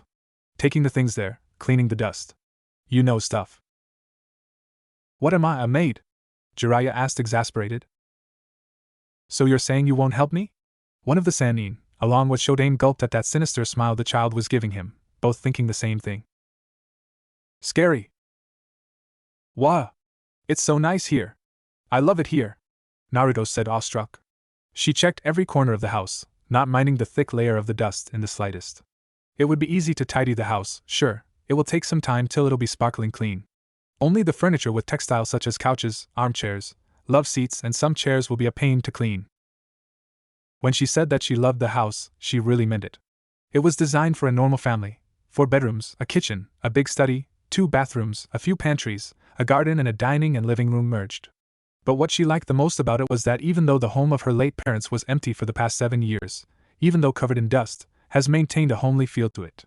It sure was a miracle that it was untouched by the chakra beast. Oi, brat. It's late, we can start cleaning tomorrow. Come, I'll take you home. Jiraiya yelled from the hallway near the door leading outside. Not a moment later he got an answer. You're really nice for a pervert, Erogigi. I'm not a pervert. I'm a super pervert. The Sannin yelled at the girl proudly, not ashamed at all, calling himself the biggest pervert. And don't call me that. It was such a nice day. Naruto let out a pleased sigh as she lay in her bed, back in her apartment. It sure was, replied Hashirama, for you at least went unmentioned, not that she needed to know. He didn't want to become the third victim today after the display of her other side earlier. He shivered. Note to self, never anger Naruto, ever. And God's bless souls of her victims. So you'll be cleaning the kitchen right now? Then I'll go clean the study, Jiraiya stated, taking cleaning tools with him and left the kitchen. Naruto. Yeah? You know that he knows that you can see me? Almost snapping her neck by turning it too fast, Naruto stared at Hashirama. He does? Yes. Remember yesterday when I said that it was futile to remind him your name? Back then you turned to face me, but other people don't see me. Great, now he thinks I'm insane, Naruto grumbled. I don't think so, he's probably just observing you, to get to know you better. Hashirama tried to console the girl. Sure, like it's a normal thing to stare and nod at the air, she said, still grumbling angrily, crossing her arms in front of her chest, until her eyes widened as inspiration hit her. Hey, Hashirama. Yes? The spirit prepared himself, The look in the girl's eyes betrayed that she planned something mischievous. "You're gonna be living here too, you have to clean your share as well." Jiraiya sighed in annoyance. Cleaning wasn't his forte, he was a ninja for Kami's sake. But he wasn't so cruel as to leave an almost 7-year-old girl to clean up the whole house. Stopping at the door leading to Kushina and Minato's study, he was about to open the door, when he tensed, instantly becoming alert, having heard a noise behind it. It was impossible that someone could be there. Naruto was on the first floor cleaning the kitchen. Moreover, yesterday he updated the protection seals. Putting the duster silently down, he prepared himself for battle. If someone could break in the house, that person must have advanced knowledge of Fuinjutsu, meaning he or she was strong. Kicking the door open, he scanned the room with his eyes. It was totally empty. If anybody was here, then he would have seen the intruder either escaping through the window or attacking him, which either happened. Everything was intact, except for one thing. The study was clean of the dust. "Oh, you gotta be kidding me." By the end of the day, Jiraiya was jumping from roof to roof, twitching furiously and sporting a few thick marks on his face, wanting to just smash or rip something into pieces. But a report to his sensei came first. An occurrence earlier this day in the study repeated a few times, not only at his latest student's house, but in his goddaughter's apartment too when they were packing her possessions. He swore that he saw a plant flying. Flying of all things. And by now the self-proclaimed super pervert had to grudgingly admit that A and B were right. The girl was haunted. He didn't even want to imagine what sensei will say after his report. Hiruzen Sarutobi stared at his last student, the one openly remaining loyal to the village, who was obviously trying to stay collected.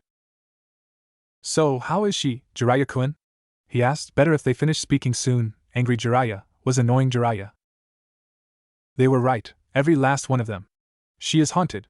I never thought I'll encounter a ghost, goddammit. Those were supposed to be myth." Then he proceeded to tell today's adventures with Naruto and the ghost. A slapping noise was heard in the garden of Sarutobi clan estate as Hiruzen introduced his palm to his face. "Before I leave, I want to teach you a jutsu, Naruto. It might not only save your life, but get anything you want if you use it well, anything." Jiraiya stressed the last word as he spoke. Today was the end of the week of his stay at the village before he returned to keep his spy network. In all honesty, he didn't want to go, unlike past 7 years every time he returned to Konoha. The reason of that was standing in front of him in one of the training grounds. "Wow, if it's so powerful it'll take a lot of time to learn. But you said that today is the last day?" Naruto was kind of upset that the white-haired man would leave. She came to like him due his stay, if you exclude his perverted side and him trying to make her his accomplice for his research, asking to take photos of women in hot springs when they aren't looking, saying he wanted a closer look. "Actually, it's kind of easy, at least I heard it is. But only select few can pull it off," the Toad Sage said in a serious voice. He fought to keep himself from laughing at girls' eyes widening in wonder. "What are we waiting for? Let me try it." She raised her arms above her head, showing her impatience. Hashirama laughing besides her didn't help the matter. "First you need to do research," he stated, his voice still serious. "I'm not going to take you to the bathhouse, or take pictures of women there." Naruto deadpanned. "Not that kind of research." "Then what?" she asked. "Seriously, puppies?" She looked at the pup, then at the sage. "Of course. You must memorize how they act and look at people, so observe." Naruto honestly didn't know what she was expecting when Jiraiya promised her a jutsu. First thing to come to her mind was some kind flashy fire or water jutsu, not animal looks imitation and enchantment. But Hashirama looked troubled and a bit fearful by the looks of it, so it really must be effective. "How it will be of any use for me, again."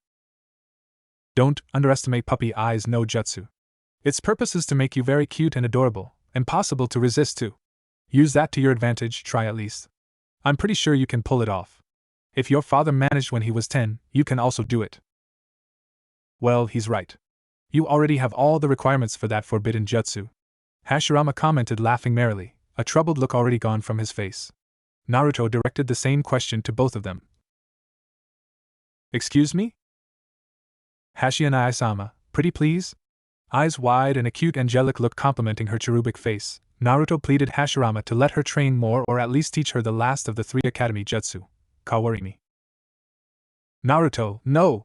he shouted, trying as best as he could to not look at his little sister figure.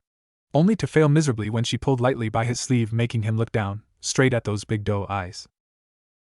"Shit!" Naruto, Hashirama. 1-0. Naruto, I'll be going, I have a few things to take care of. Will you be alright? Hashirama asked Naruto, who was now 8 years old. He would have told her that he was heading toward the Hokage Tower. If she asked for what purpose he needed to be there, he couldn't just tell the girl that Uchihas were planning a coup d'etat soon. Not now, at least. She would be devastated to discover that the clan she came to love wanted to betray the village. Not the first time I'm staying alone at home, so yeah, it's okay. Naruto answered, giving Hashirama a shrug, showing that it was no big deal for her. Are you sure? Yes, I'm fine. Now leave or else you'll be late for something that I don't know. Stars are really pretty tonight, but there should be rain judging from those fat clouds, Naruto murmured under her nose, a cup of tea near her lips as she sat in the garden of her home gazing at the stars that weren't hidden behind the dark clouds. Suddenly a few leaves dropped on her head. Looking up, Naruto saw a dark blur. Come with me, it said. Naruto recognized that voice as Shusui's. Confusion marring her face, she put down her tea and left in Shunshin that Shusui taught her a few months ago. Appearing in the clearing between canyon and a forest, Naruto recalled that Itachi and Shusui showed this place to her, Sasuke and Sakura, saying that they both played here a lot when they were younger. The whiskered girl gazed at the male figure few steps away from the edge of the cliff. Shusui and I? She asked, feeling like something seriously was off. He didn't answer, nor turn to face her, as if waiting. Naruto stiffened for a short moment when Itachi arrived, landing right beside her. It's too late to stop the coup by the Uchihas. Shusui started. If civil war breaks out, there's no doubt that other nations will take the chance to attack. I was going to try to stop it with Konoha Tsukumi, but Danzo took my right eye. As to prove it, he turned around to face both of them. Naruto stared in shock when she saw blood running down from the closed eye socket, the next few minutes not registering what Shusui was talking about, while Itachi looked concerned for his friend. I suspect he'll come after my left eye as well, he continued. Naruto, Itachi. The mention of her name was enough to bring the girl back. Yes, Shusui and I? The 8 years old asked, voice trembling. She really had a very bad feeling in her gut. Shusui Itachi stood frozen like a statue along with Naruto as Shusui took out his remaining eye and held out his hand for both of them, eyeball in his fist. You two are the only ones that I can count on, my little sister, he said, turning in direction where he remembered Naruto was standing, opening his palm showing the eye with an active Mangekyo Sharingan. My best friend. This time he addressed Itachi, turning his head in the direction of other male. Please protect the village and the honor of the Uchiha name. I knew that you will put the village first before your family. Except your brother, I didn't understand that at first, until I met Naruto. Please protect and take care of my little sister. A crow came out of nowhere. As soon as it touched the eyeball, it dispersed in hundreds of black feathers. I accept, Itachi said, voice and eyes showing strong determination to keep a promise to a friend. What will you do now? He asked Shusui, while Naruto stayed speechless. If I die, something is bound to change. I've left a note behind already, he answered as he took a few steps backwards. That snapped Naruto out of her daze and made Itachi panic. Wait, Shusui! They both pleaded, the older Uchiha. Don't stop me, Naruto, Itachi! Shusui warned them. Naruchan, I'm sorry that I won't be there to see you grow up into a beautiful woman and a splendid kunoichi. I really would have liked to see you getting married too. Giving a small smile to the both of them, he took the last few steps and fell down. Shusui, Jinchuriki and Anbu bolted out of their places in hopes to catch the falling shinobi, but they couldn't reach him. Shusui and I. Draw blood from your finger and write your name here. Itachi instructed the younger girl how to sign up the summoning contract. Both their eyes had a haunted look in them, their faces still having traces of tears. One's made from water, others blood. Hashirama could only watch at their last meeting before Itachi will head out to accomplish the hardest mission he has ever been given, eyes filled with deep sorrow. I'm sorry for doing this, Naruto-san, the teenager whispered in apology. It also could be heard in his usually neutral tone. It's okay, Shusui and I wanted me to keep it safe. No one would suspect that I'll be holding it since, well, I'm me. Naruto answered him, her own voice void of any emotion as she wrote her name. I know Itachi couldn't say anything else. He kept silent about his last mission, not wanting to devastate the young Uzumaki even more. Shusui's death was enough. That might as well be futile. In a few days he'll slay his clan and Naruto will be dealt with another hard blow to her heart. If only he could lessen her future pain. Standing up, he was about to leave when his wrist was grabbed. It was Naruto. Please be safe. That Danzo guy sounds dangerous. Protect your clan. Thank you, I will. He bent down, pressing his lips on Naruto's bare forehead. It's a pity that right now, there's a big age gap between us. What do you mean? The confused girl questioned. In return, she didn't get an answer as Itachi just left without saying anything more in a hurry, before he said anything more stupid to her. She was too young for this. Naruto was sleeping peacefully, strange given what happened a few days ago. However, she was woken up by the tapping on her bedroom window, which became louder. Opening one of her eyes, not seeing very clearly due to sleepiness in them, she saw an ANBU with a dog mask crouched outside her window. The male masked man waved seeing as the girl finally woke up. Lazily getting out of her bed, she opened the window to let the ANBU inside. Still sleepy, Naruto vaguely recognized this ANBU operative. Wasn't he the one who protected her from a drunken man when she was 4? Good morning. You are to be taken to TNI department for questioning. There's not much time, so get ready, Naruto Uzumaki. Naruto almost choked on her saliva when she heard that, waking up in an instant. What did she do? Panic starting to overtake her, the 8-year-old darted to the door which was leading to the hallway, only to slam into it. It wasn't locked, but shut solid. Turning around, she saw the man in a dog mask walk slowly towards her, hands held out in a gesture, showing that he held no ill intentions, which Naruto in her panic didn't even register. Uzumaki-san, please calm down. It's only questioning, no one will harm you, I promise. Speaking did little to no good, as it only served to fuel the girl's panic. It seems he will have to take some drastic measures. Naruto? Hearing Hashirama's voice, Naruto snapped her head in direction of his voice. Hashira, she was cut off midway her scream when she felt a pressure on her neck and everything went black. Kakashi sighed. It went better than expected. He didn't want to knock out the girl, but what other choice did he have? Even in panic, the girl was about to do something, or get weapons. He narrowed his eyes, still staring at the little girl out cold on the floor. Before she lost consciousness, she was about to call someone.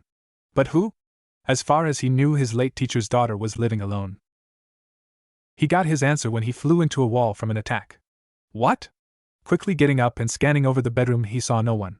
Kakashi's eyes widened in surprise and pain when he felt a punch or a kick to his stomach. He didn't know which one it was, slamming him further into the wall. Could this be? Please wait, he shouted, arms raised in surrender. And just in time too, since a kunai was pressed to his neck, the black cloth of his high-collared shirt darkening even more as